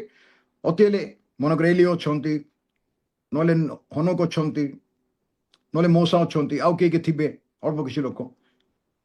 ଏ ଅୟତ ସାଧୁ କୁଆଡେ ଆସିଲେ? ମଣ୍ଡଳୀକୁ ଧରି ପ୍ରଭୁ ଜିତ ପର୍ବତରେ ଓହ୍ଲେଇବେ। ମଣ୍ଡଳୀ ପାଟରାଣୀ, ଯୀଶୁ ଖ୍ରୀଷ୍ଟଙ୍କର ସେ ସତୀ କନ୍ୟା ହେଇକି ଅଛି, ସେ ଭାର୍ଯ୍ୟା ବୋଲି ଲେଖା ହେଇଛି ପ୍ରକାଶ 19 ପର୍ବରେ, ଭାର୍ଯ୍ୟା ହେବ। ରାଜା ଯୁଦ୍ଧକୁ ଗଲାବେଳକୁ ପାଟରାଣୀକୁ ନେଇକି ଯିବେ, ଆର୍ମାଗାଡାନରେ ଯୁଦ୍ଧ, ଜିତ ପର୍ବତ ଓହ୍ଲେଇବେ, ଭଣ୍ଡ ଖ୍ରୀଷ୍ଟକୁ ଧରିବେ, ଅଗ୍ନିମ ହ୍ରଦରେ ପକେଇବେ, ଭଣ୍ଡ ଭାବ ଧରି ଅଗ୍ନିମ ହ୍ରଦରେ ପକେଇବେ, ଶୟତାନକୁ ବାନ୍ଧିକି 1000 ବର୍ଷ ପର୍ଯ୍ୟନ୍ତ ପାତାଳ କୁଣ୍ଡରେ ବନ୍ଦୀ କରିବେ। ପୃଥିବୀରେ ଯୀଶୁ ଖ୍ରୀଷ୍ଟ 1000 ବର୍ଷ ଶାନ୍ତି ରାଜ୍ୟ କରିବେ। ଭଣ୍ଡ ଖ୍ରୀଷ୍ଟକୁ ଧରିଲା ପରେ ପାଖାପାଖି 40 ଦିନ ଲାଗିବ ପୃଥିବୀକୁ ପରିଷ୍କାର କରି ରାଜ୍ୟ ଘୋଷଣା କରିବା ପାଇଁ। ଖ୍ରୀଷ୍ଟଙ୍କ ରାଜ୍ୟ 1000 ବର୍ଷ ଫିଜିକାଲ ୱାର୍ଲଡ। ଆମେ ଯେଉଁମାନେ ବି ଜେରୁସାଲାମ ଯାଇପାରିନୁ, ଆମେ ସେତେବେଳେ ଯିବା। ପ୍ରତ୍ୟେକ ବର୍ଷ ଲୋକ ଜେରୁସାଲାମକୁ ଯିବେ ରାଜାଙ୍କୁ ଦର୍ଶନ କରିବା ପାଇଁ। ଯେଉଁମାନେ ଯିବେ ନାହିଁ ସେଇ ଦେଶରେ ବର୍ଷା ହେବ ନାହିଁ। ତାପରେ ଶେଷ ବିଚାର, ଶ୍ବେତ ସିଂହାସନ ବିଚାର ହେବ, ଏବଂ ଶ୍ବେତ ସିଂହାସନ ବିଚାର ପରେ ଆଉ ବିଚାର ନାହିଁ। ସେତେବେଳେ ଶ୍ବେତ ସିଂହାସନ ବିଚାର ପରେ ଆଉ ବିଚାର ନାହିଁ। ସେଇ 1000 ବର୍ଷ ପୁରିଲେ ଶୟତାନକୁ ଛାଡ଼ିବେ ପ୍ରଭୁ। ସେ ମାଗ ଗାଗୋଗ ଅସଂଖ୍ୟ ବାଲୁକା ସଦୃଶ ଲୋକମାନଙ୍କୁ ନେଇକି ଉତ୍ତର ଦିଗରୁ ଆସିବ ଆକ୍ରମଣ କରିବା ପାଇଁ ଜେରୁସାଲାମକୁ। ଆପଣ এই ବିଷୟ ବୁଝିବା ପାଇଁ, ମୁଁ ସେ ବିଷୟ ବୁଝିବା ପାଇଁ ଝିଜିକଲ 38 ପର୍ବ 39 ପର୍ବ ପଢନ୍ତୁ।